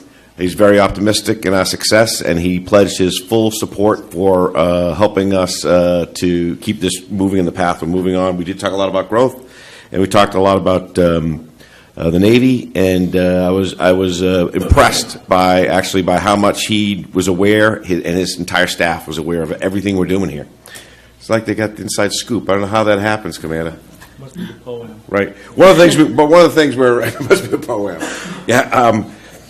One of the things that what the county, Kern County is doing, and I want to make sure everybody was aware, was We have a meet. I won't be at the next meeting, March 15th, because Lorelei, Oviatt, myself, and our CAO are heading down to LADWP, and we're talking to the head of their power division, a lady by the name of her last name is Kerr, and she's from Ridgecrest. So we got a meeting with her, and the point of that conversation is to find ways to expand transmission out of the valley. So it's very encouraging that we're going to go talk with them. We've got CEC on board. We got CPUC on board. We're going to try to get some Navy representation, and the focus is going to be expanding transmission, which is one step in enabling us to bring solar in to help monetize acreage out in the Indian Wells Valley. So I'm looking forward to that conversation, and I'll keep you up to speed as quickly as I have it. There are a lot of other things in the pot that we're stirring, and we're trying to get things going, but we're not ready to really come to public conversation yet. But Kern County is fully aware and completely engaged in our situation here and doing everything we can to help out. Thank you. Okay, other board comments? Yeah, since Supervisor Gleason mentioned the next meeting in 4 weeks, I will have to call into that meeting. It's the same day as our San Bernardino County City-County Conference in Lake Arrowhead, so I'll need to be making arrangements to provide my location when the agenda is put together so that you can post that on the agenda. Just wanted to notify staff that if we move forward with 4 members, that I'll have to be calling in on that. I'm assuming that as long as we still have 3 in the room, that's okay? Okay. And the last thing I will report is that on Monday, I was invited to speak on a panel at an American Groundwater Trust conference in Ontario about SGMA and its impact on adjudicated basins. And as part of that panel, had the opportunity to talk about the good work that we're doing here and our commitment to public engagement and meaningful participation of our stakeholders. Thank you. Other board comment? Commander. I just want to say thank you to Steve and Jeff and for everything you've done on the POAM. It's really taken shape, and so thank you very much for that. I do want to clarify one thing to your comment, Madam Chairman, related to the Admiral. You know, the Navy's definitely interested in supporting everything. I did hear the Admiral and the Navy also indicate that when we do go to Sacramento arm in arm, that it has to be with a well-developed and sustainable GSP in hand, that we can show them that what we are doing to grow is sustainable and manageable. So I just wanted to add that piece on. He was most explicit, yes. And I wanted to thank him because it wasn't needed. It was wanted. It was desired by all of us for their approval. But the fact that they stood up and said, "Count me in," was extraordinary. And I am so grateful to know that. And the fact that they are willing to work with us to develop that next conference that we're going to have that talks about, like at the last BRAC, we were told 5,000 people are going to come in. Well, it wasn't 5,000 people. It was 2,500, whatever it was. This is 300 people who are coming, and they'll be here, and it's going to be dollars spent to our community. And so we need to stand up and get going, too. So I thank you for that. And to Jean as well. I'm sorry. Her name escaped me, but thank you to Jean. Yeah. Thank you, Peggy. Okay. All right. Any other board comment? Matt. There is some bare land in Pearsonville that's available. We're laughing, but you're right, because there are people that are going to be coming here that do not wish to live in the city, that may wish to live in Pearsonville. So God bless them. We'll take them all. Okay. There's no other comment, and we're going back into closed session. We were not able to come to resolution, so we will report out after that, and the date of the next meeting is March 15th. Thank you all for coming.